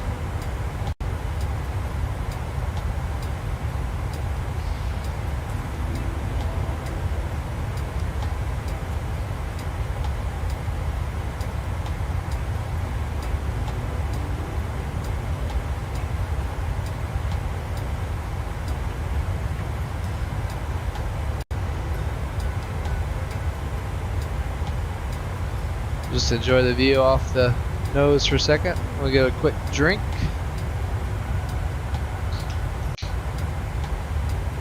I'll pull up our map also so we can all see where we are currently in the world. Yeah, so you can see we just passed Gainesville, just northwest of Williston, Florida, and Ocala. Yeah, we're just transitioning over to that west side of the state.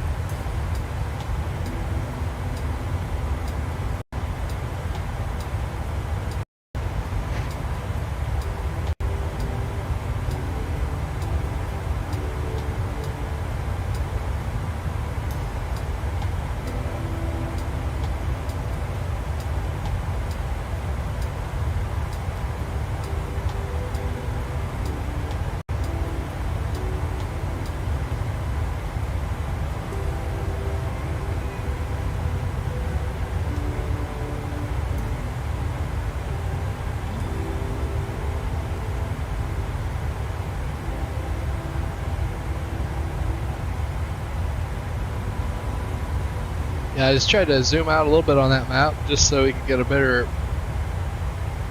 idea of where we are. Looks like we're going to be going just to the east of Tampa Bay at St. Petersburg.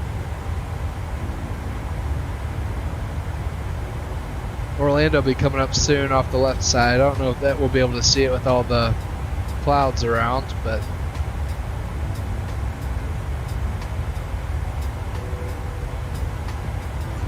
almost to our next fix of Daffy.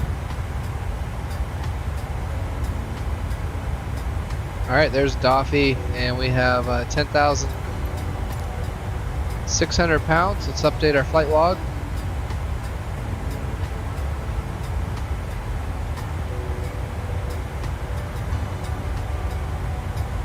Alright, 10.6 at Daffy. Still showing about 400 pounds over plan, so excellent. Winds up here are 256 at 20. That's still really light. Forecast winds were 281 at 24, so yeah, we're right on target there too. We're finally back up to holding our steady cruise Mach of 7.9.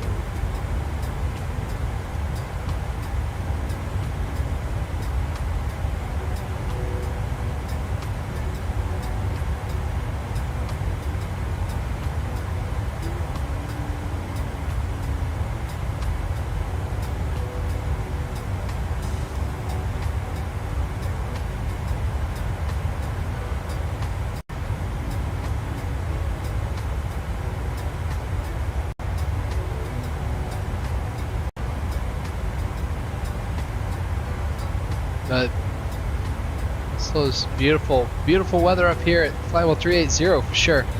Up above all of the big storms and other problems below.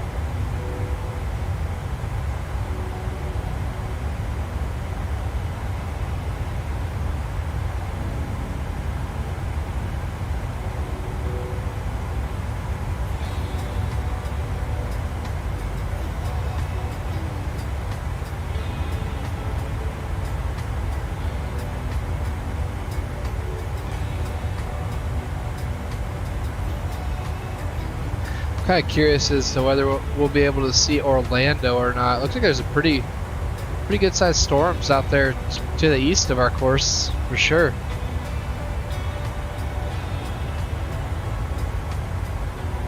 Yeah, I can't really make out a whole lot over to the west.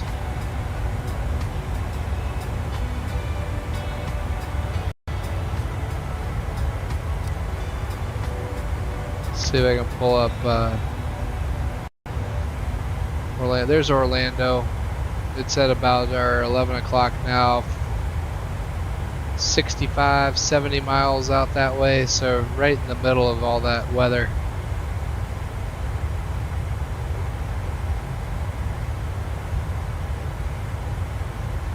Our route just happened to be in a pretty clear area. Just up here in northern Florida.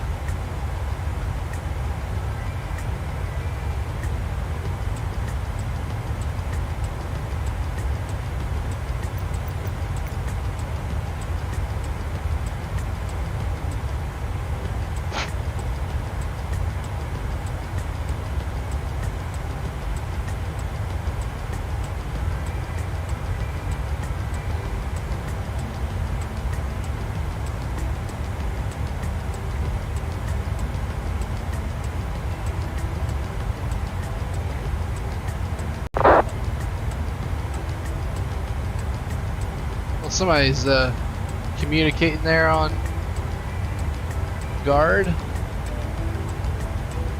like somebody's landing in Miami. November 396 Alpha Romeo. Alright.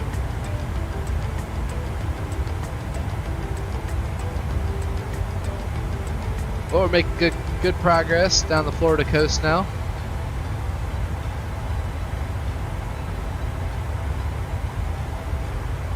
Get near Spring Hill, Florida. Looks like we're about to lose all of our scenery down below to cloud cover. But that's alright.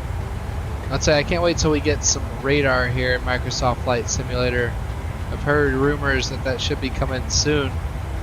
But that would be just huge. That's such a big component to operating an aircraft. Especially flying in parts of the world like Florida, where I mean you have thunderstorms quite a few days out of the year. You really need that radar in order to operate, especially at night, or if you're in instrument meteorological conditions. So hopefully they'll get that fixed for us here soon. That's a big thing on the wish list, at least in my book, for Flight Simulator.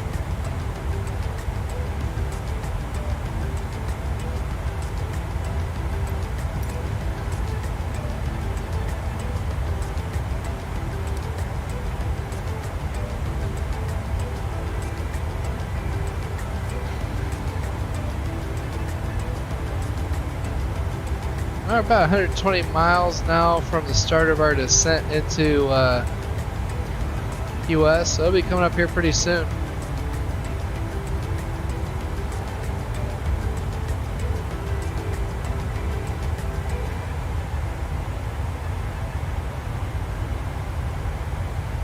I'm hoping our frame rates are going to hold for us.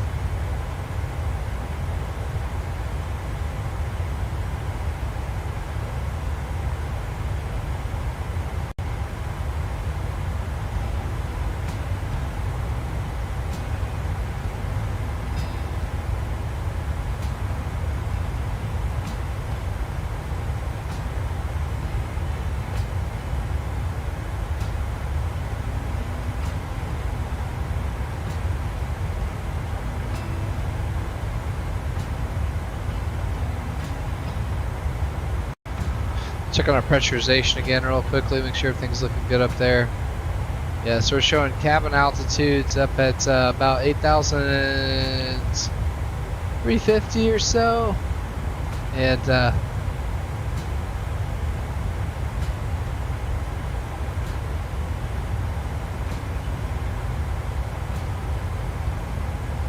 I'm sorry, differential pressure. Delta P is at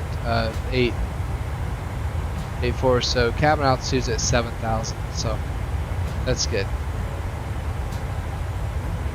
That is good. Anything else is looking good up here? Temperature. Let's check the temperature in the back. Oh yeah. Everything is looking perfect there. Let's check on our voltage. Make sure nothing crazy is going on anywhere.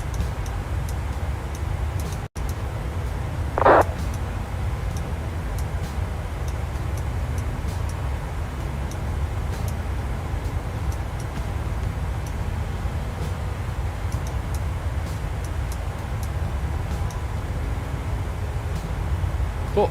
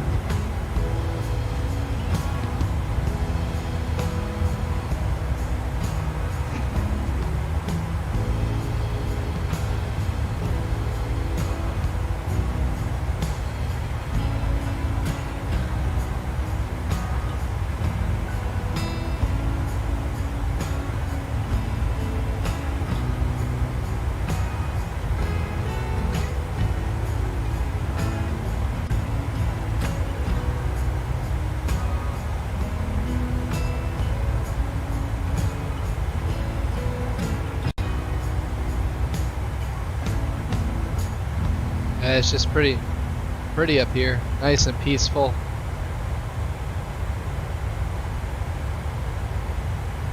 Well, for those of you who are on board or might watch later, please appreciate if you like the video, subscribe to the channel if you'd be so kind, and make sure you get the latest content as it comes out. Live stream every Friday night as of right now, sometimes some bonus streams during the week. Right, 9,900 pounds here at what was that? Molly? 9,900. Let's update our flight log really quickly.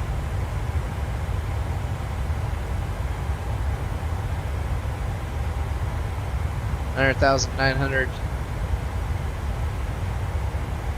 Molly. See if I can find Molly here. There it is. 9,900. So now we're about 500 pounds over. Don't want to be too far over though, landing on this short runway. So keep an eye on that. Nice.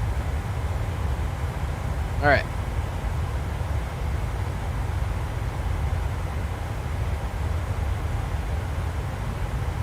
So time now, looks like the weather, it'll be, we're not going to get any updated weather reports between now and when we get into the approach phase of our flight. So let's go ahead, let's pull up the latest weather in Key West really quickly. And we'll go ahead and start working on getting a little bit of a briefing going. So since we will be starting down here soon. So I'll go ahead and get the weather, get the landing data set up in TopCat, and we'll get that all set up.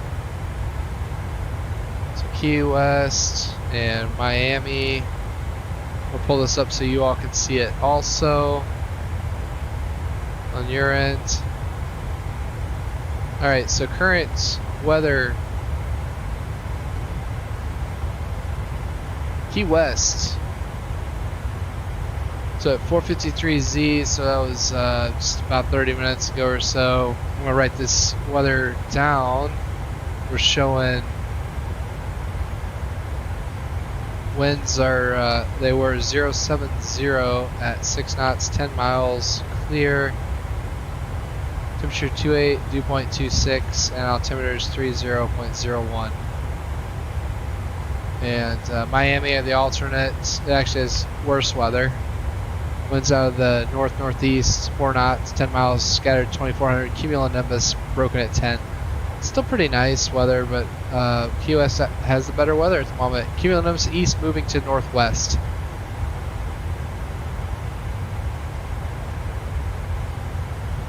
Well, that's good to know. Alright, excellent. So I'll go ahead into TopCat and start running the numbers, get our landing data. It's going to be very important going into this short runway this evening for sure. So we'll start working on that. Looks like the clouds breaking up a little bit now as we're getting farther south for the Tampa Bay area.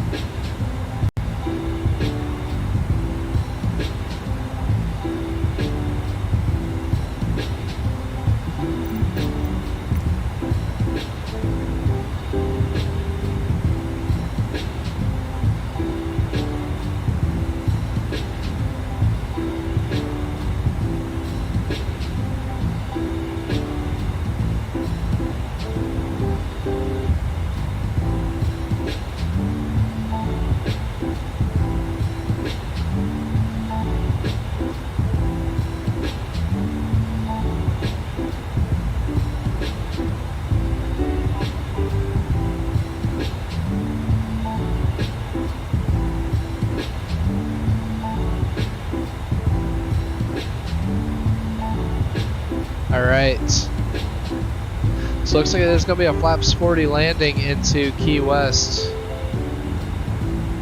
And we're showing a VREF of 129, the approach of 136.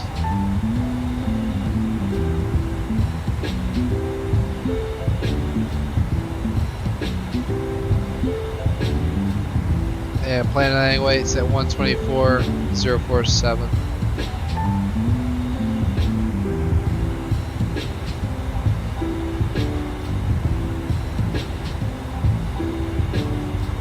Like required landing distance dry is 4560.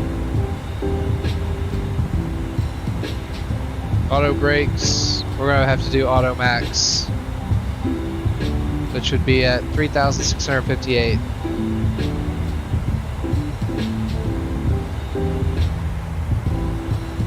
So auto 3 is at 5050.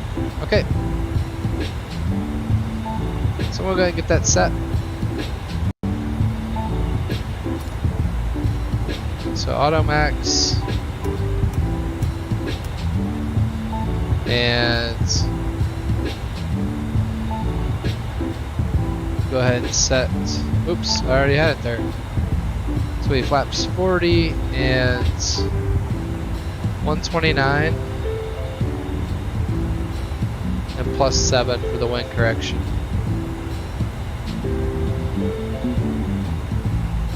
So we got some high level clouds up here.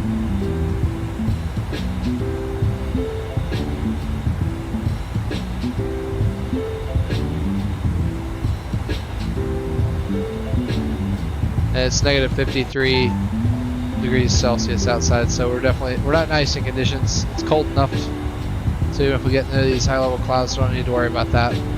So that's good. And before we brief with the approach, I'm going to hop outside. Let's take a look at the aircrafts.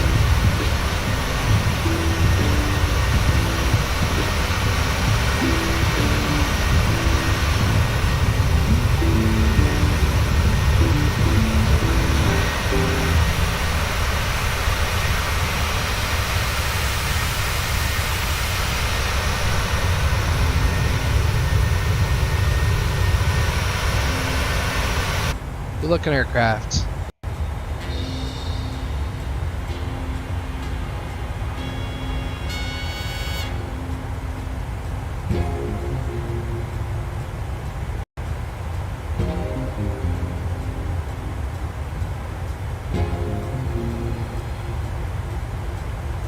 Alright, let's go ahead. We're going to go ahead and start briefing up the approach. The RNAV 9 into Key West.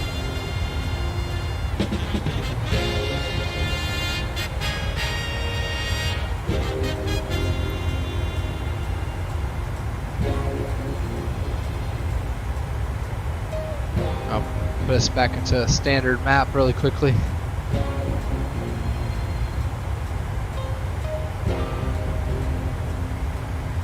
Alright, RNAV, GPS, runway 9. Let's go ahead and punch this into the Mech 2 down here. Let's see. Oh, we're almost to Wolf. I'm going to wait till we pass Wolf and then I'll program it. There's Wolf, 9,300 pounds. Alright, cool. It's showing FEMA is our next fix.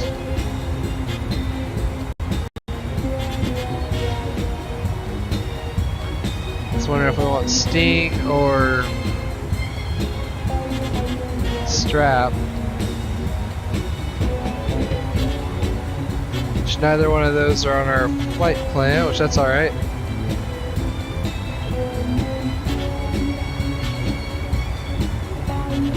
So I'm gonna go ahead, I'm gonna put Sting in. So we're still going direct to FEMA, that's good. I'm gonna go ahead and execute. So FEMA, Carter, GG, Key West. So we're showing Sting.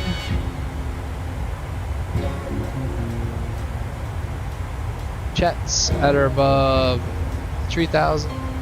Yep. At or above 1,500. Busby at or above 1,500, and then runway 9. And Burpee, climb with 3,000 Burpee, 077 track to Goosehole in the holds.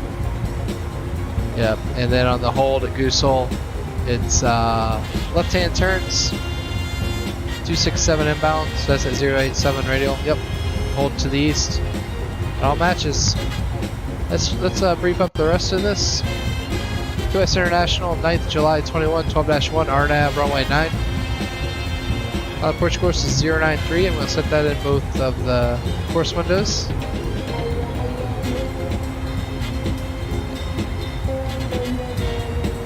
Some crazy music.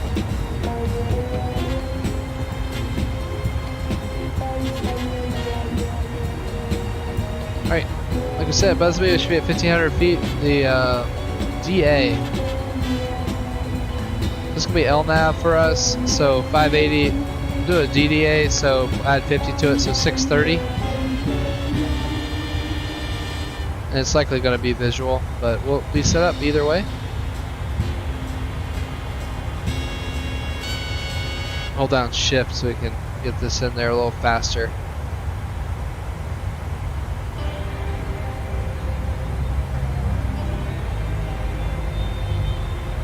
Alright, there's 630 set in the barrel knob. We need 1.5 mile visibility. We have 10. So ceiling visibility are good. It's clear. Airport elevation is 3. Touchdown zone is 3. Pressurization is all set up. The missed approach, climb to 3,000. Direct burpee is 077 track to Goosehole and holds. MSA is 15,000 around runway 9. I think it's because of the tethered balloon that's in the area.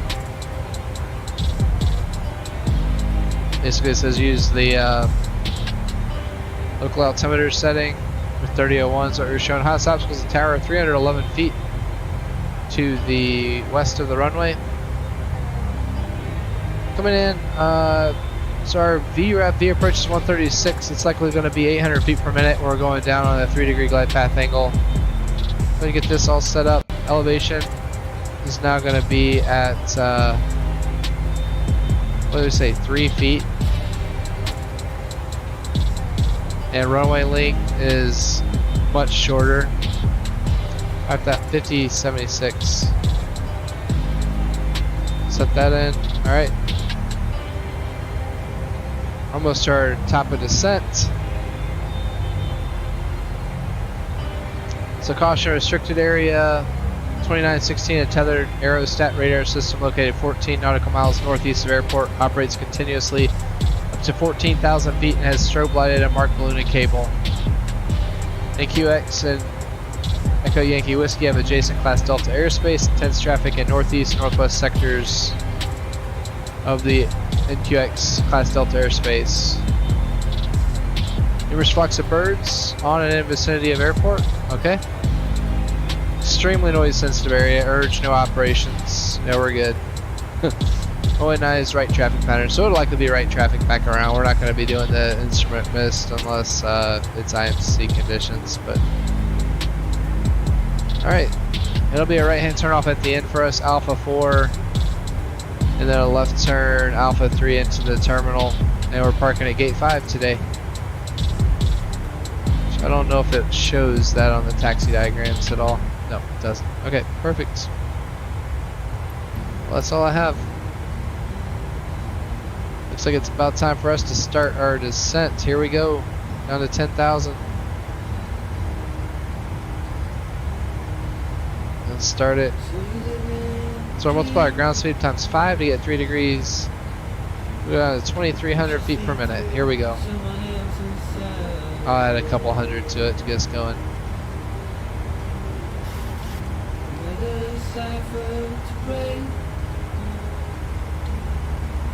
There's 10,000 set.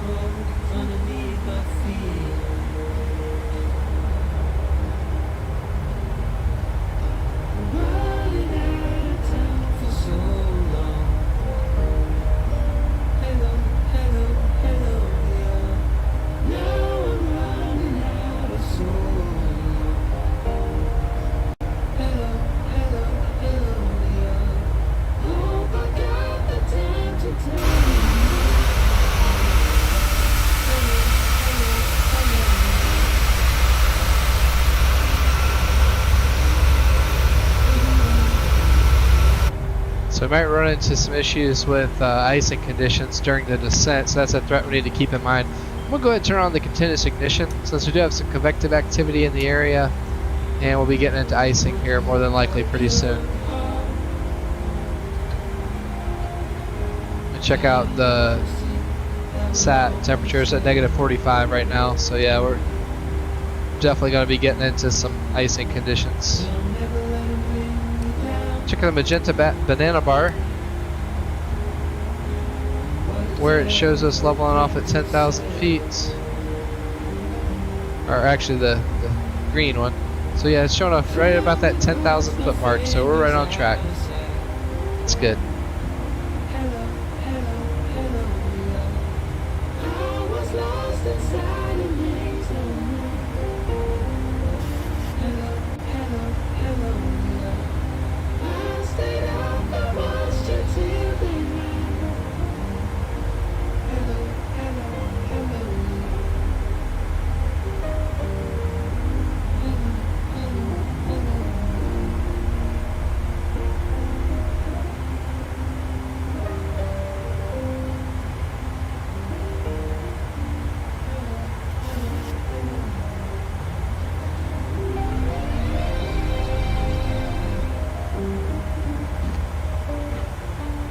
Alright, wing and engine anti-ice coming on now before we get to the clouds.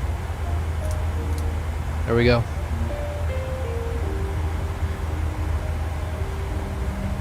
Yep, and it's green. Perfect.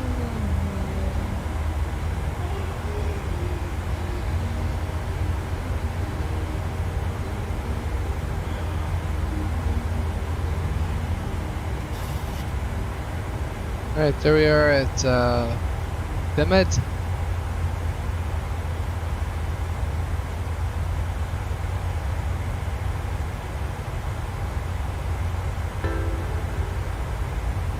Have the first officer make an announcement in the back.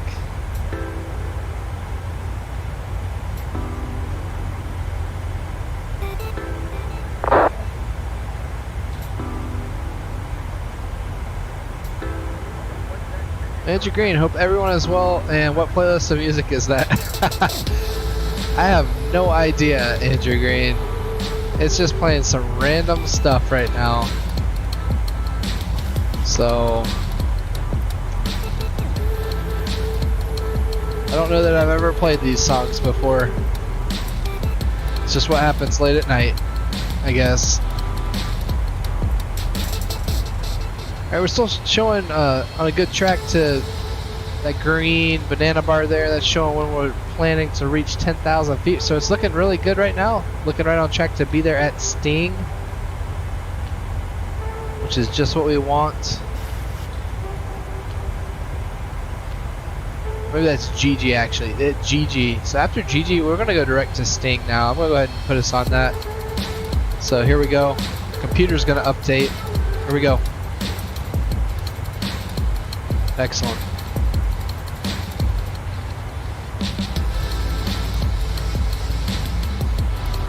I'm glad you're on board, Andrew Green. Welcome.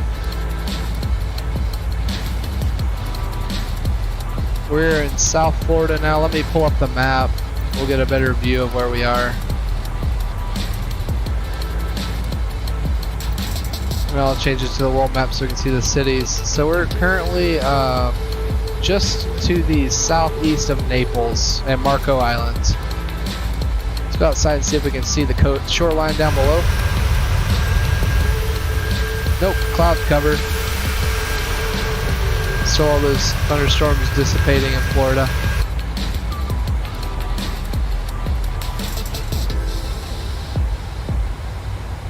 But it's pretty, that's for sure. There's some of the islands. We can see a few of the islands off the nose here.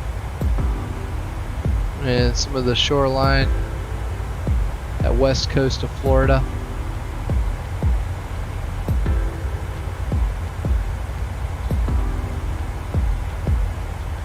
Like I was saying, our planned route takes us back out over the ocean for a little while, and then in from the west, heading east toward Key West. There's some of the islands.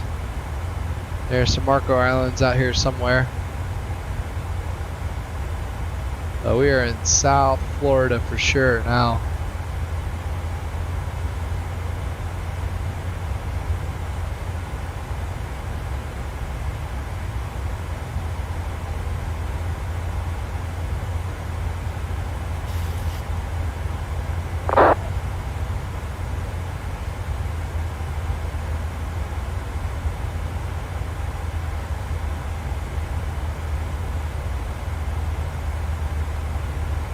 And we'll start slowing us back to 280 knots in the descent.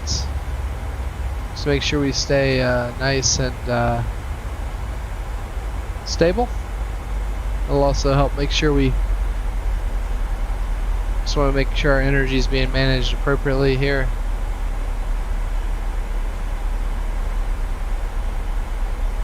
Might be able to make the Keys.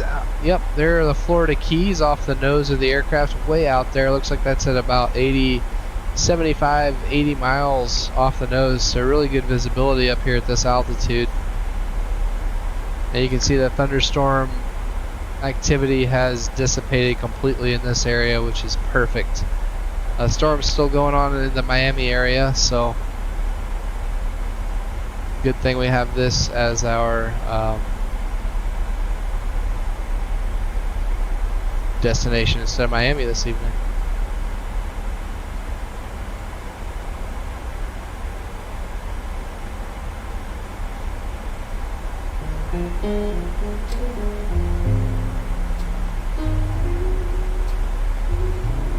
We'll be getting down to flight level 180 here pretty soon.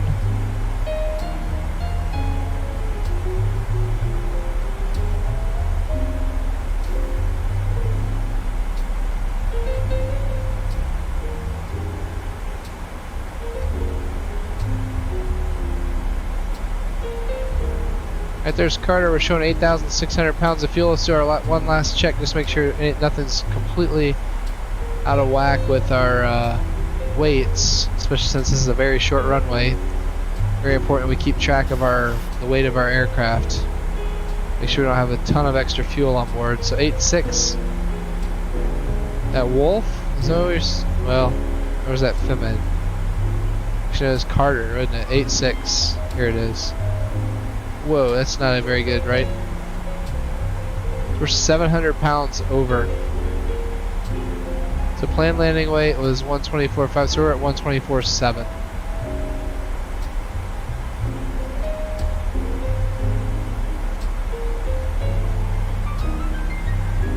Right there's 18,000 feet. Let's go and get the lights on.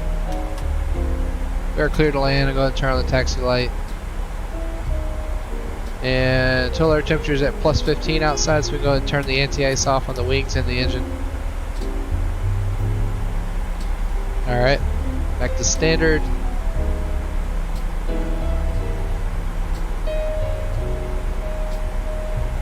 And 3001 is our altimeter setting. Make sure we got that set. There we go.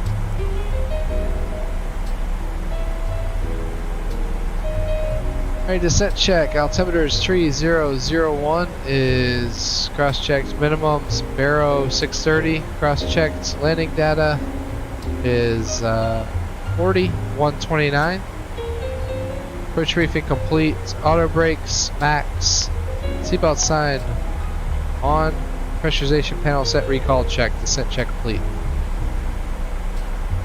Alright.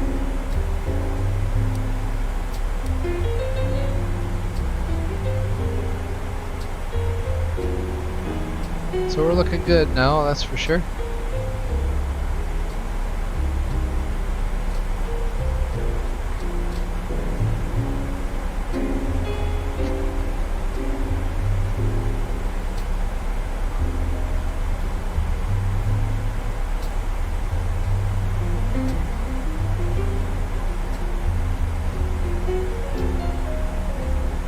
This is only my second time flying into Key West and Microsoft Flight Simulator. So the other time was in the CRJ 700. Alright, we'll slow us on back to 250 knots now. There we go.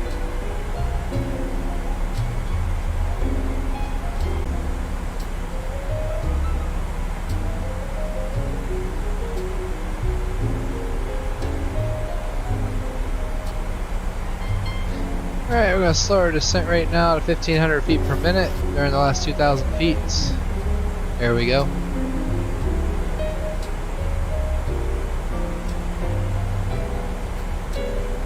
You can see the storms are still kind of churning a little bit out the Gulf to the west. Key West is just the perfect spot right now. Alright, I'm going to slow it to 1,000 feet per minute.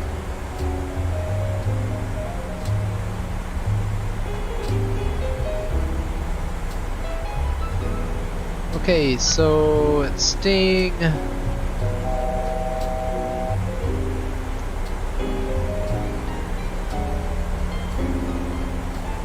So we level off. We'll be able to go down to 3,000 feet.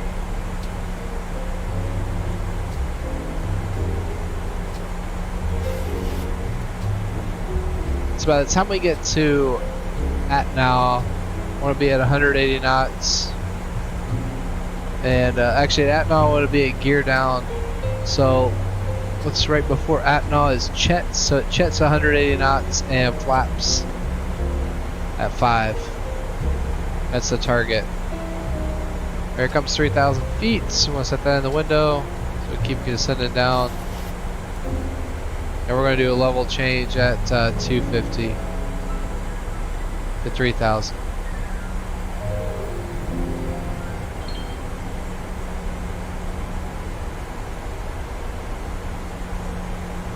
Alright, there's 10,000 feet. Let's give the flight attendants the bells.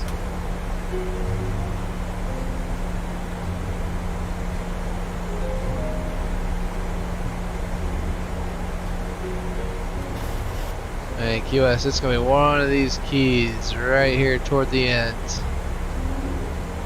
That's where we're going to be landing very shortly.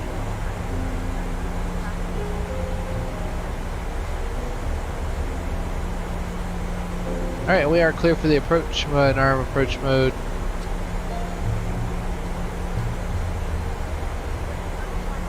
At 1,500.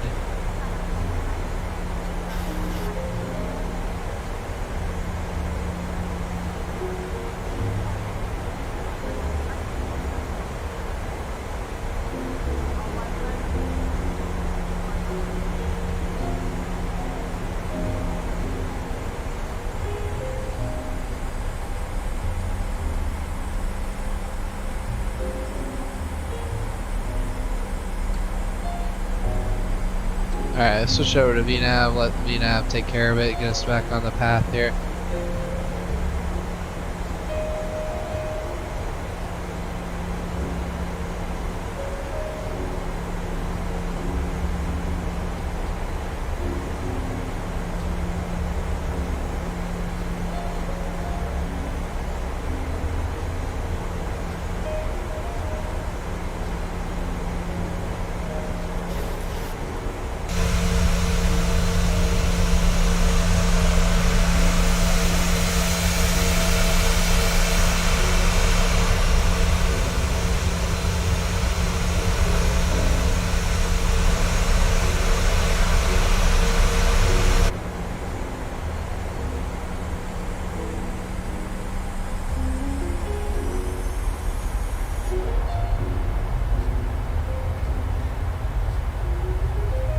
It looks like VNAV's going to level us off for a bit and then take us back down toward our target altitude.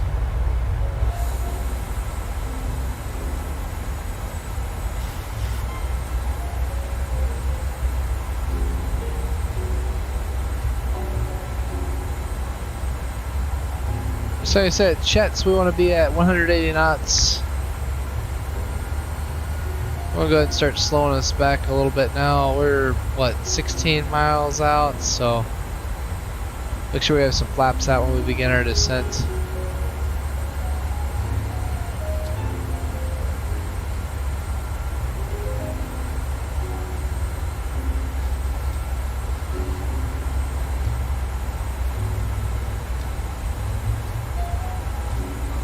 Alright, I'll go ahead and do the approach check. Flight nav instruments are verified. Cabin notification complete. Altimeter is 3001. Cross checks. Approach check complete.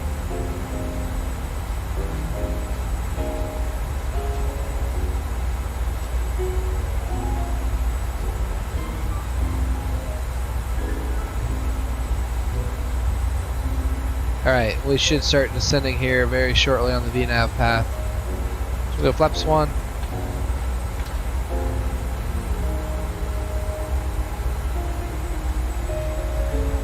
Slow us back to 180 in the speed bucket.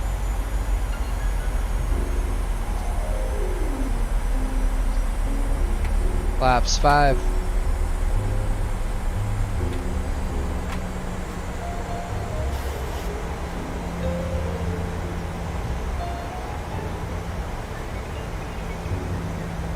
And then we'll go ahead and announce on Key West traffic what we're doing.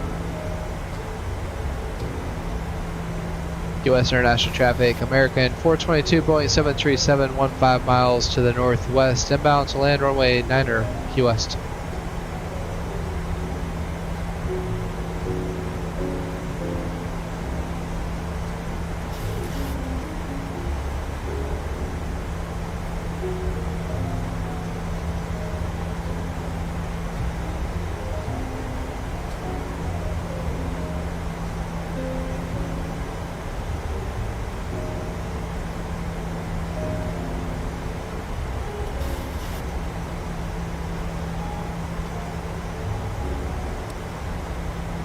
We have one aircraft out there off the nose.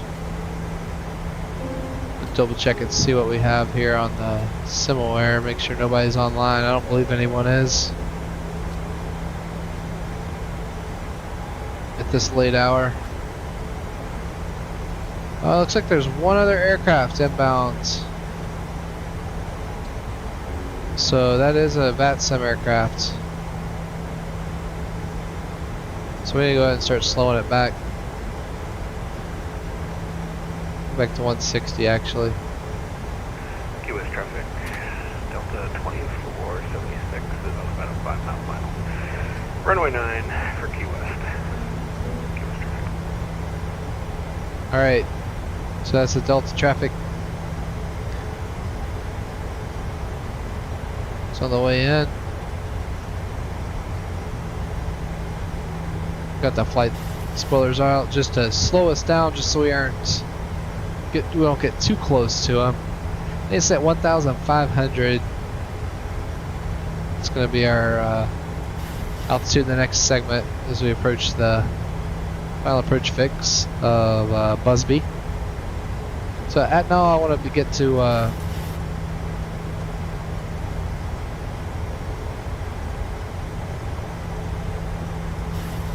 go ahead to flaps 10.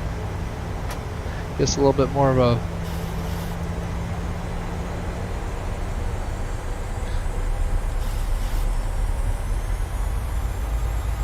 it's going to give us a little bit of a buffer over the maneuvering speed. Alright, there's a Delta aircraft going in to runway 9er out there. I just see them beyond the clouds. Alright, here we go. There's Chet's.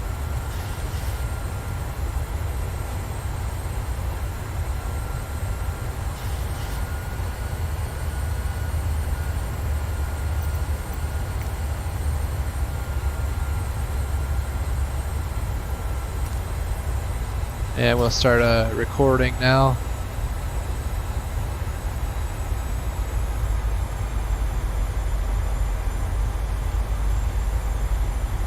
Alright, let's go. Gear down.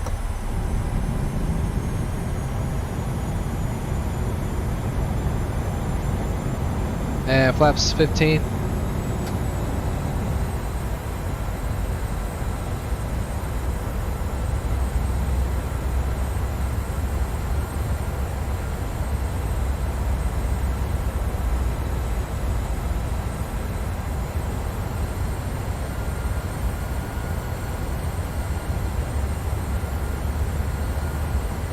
I think we're giving him plenty of room to land up there, so that's good.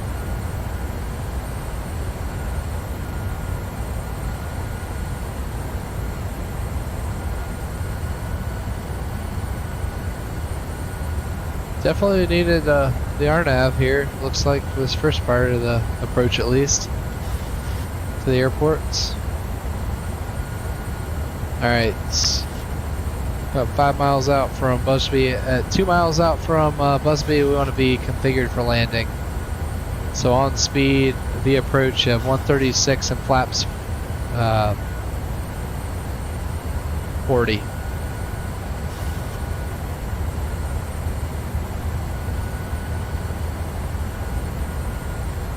Alright, let's go ahead and start slowing it back to 136. Flaps 25.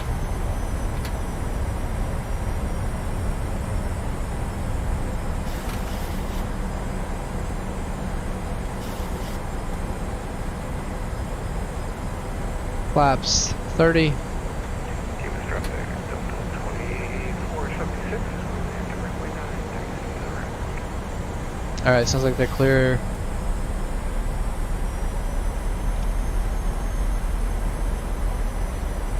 Alright, looks like got the runway in sight now. That's good.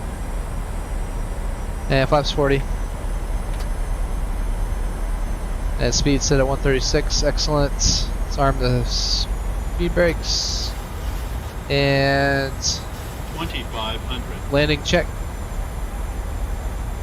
Landing gear down. Flaps 40. 40. Green. Speed brake armed. And just start switches continuous. Landing check complete. Here we go.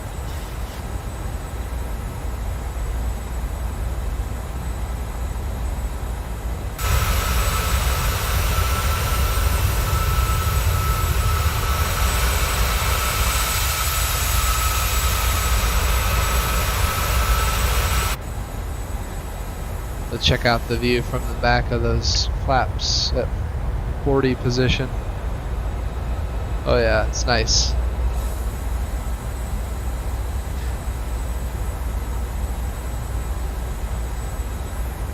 Okay, I'll start hand flying it here pretty soon, just so I have a good feel for the aircraft. You can see some of the cruise ships out on the west of the islands. All right, I'm gonna make our call here. Get this to runway heading really quickly. The heading bug.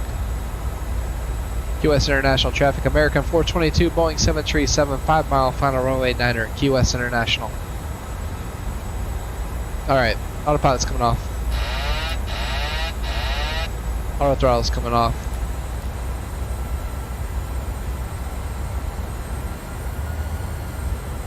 I just want to make sure I have full control of everything before we get too much lower. We need to be right on ref when we're getting here to the end of the runway. And we're not going to be messing around. We need to just get on the ground and get slowed down. So.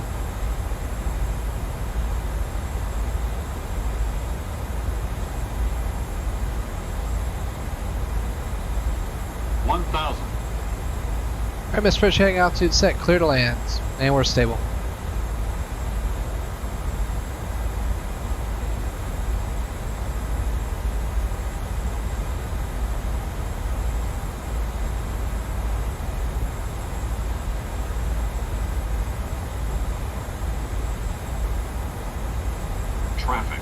Traffic. Not sure. I don't see anybody up ahead of us. Continue. Approaching minimums.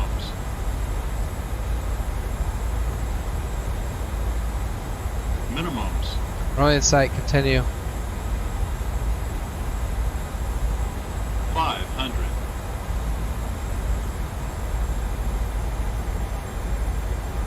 400.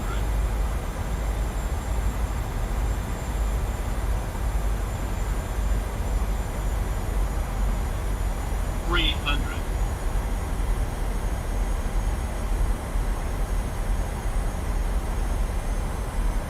200.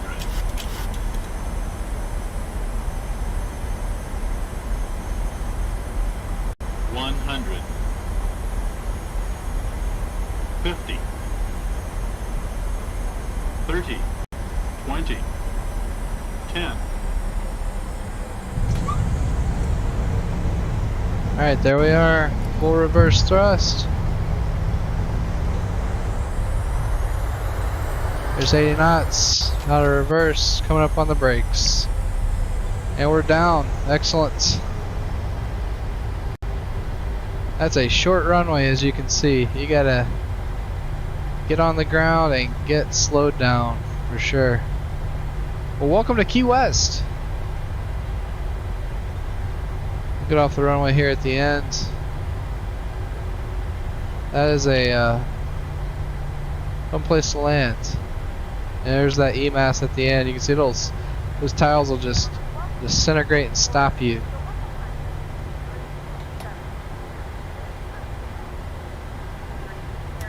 I'll turn that off. Sometimes it won't turn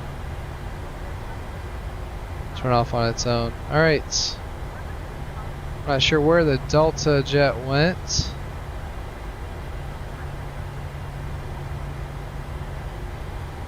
We'll start our timer.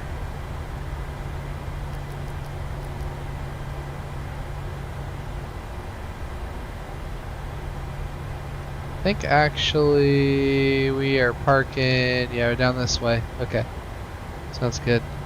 Key West traffic, American 422, clear runway 9er, taxi to the right via Alpha, Key West. Alright, after land check.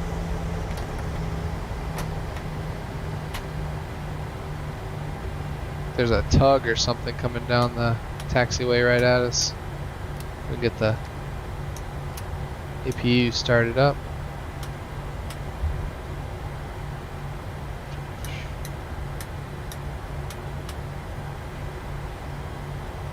There they go. Get GSX running here. Maybe they'll park us, maybe they won't. I have no idea. There's 0 suitable parkings. Okay, I'm not even gonna worry about it. We'll just have to see where they'll park us. A huge rush. We're letting the engines cool down.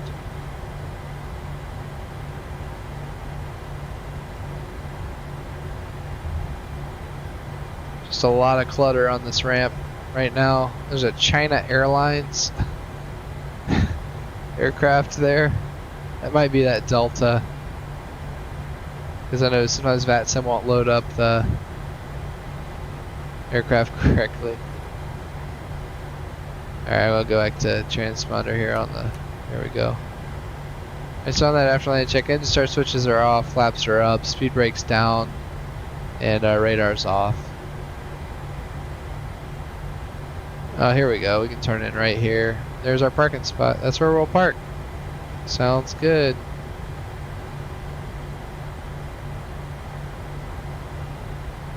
It's a tight area to turn in. Alright, here we go.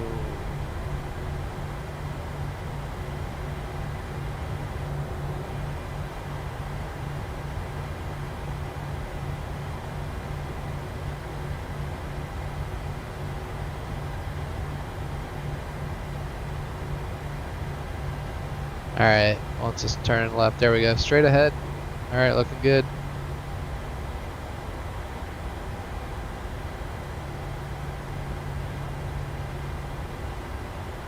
Alright, parking brake set. Turn off the taxi lights. Poor guy is blinding him. Alright.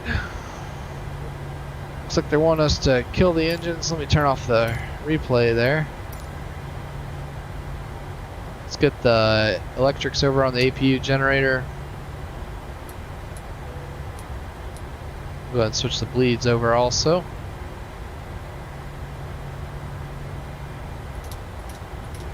There we go. Alright, shut down to the 1.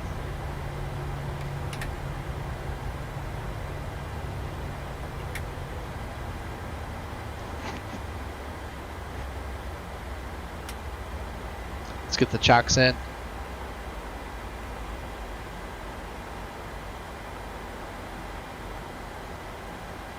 Ground power. Alright, chocks are in. Turn the hydraulics off. Whoops. Seatbelt sign can now come off now that the chocks are in.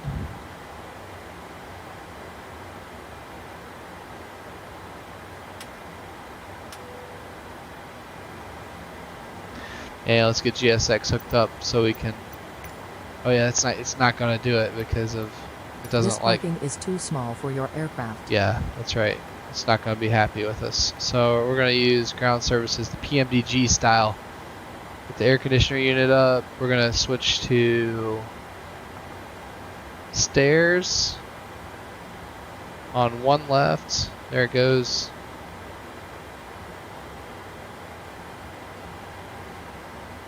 And we'll get a passenger bus out here. We'll get our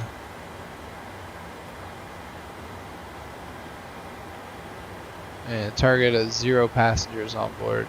Perfect. Are they here with the stairs yet? Let's see. They're on the way. I'm guessing. There's the bus.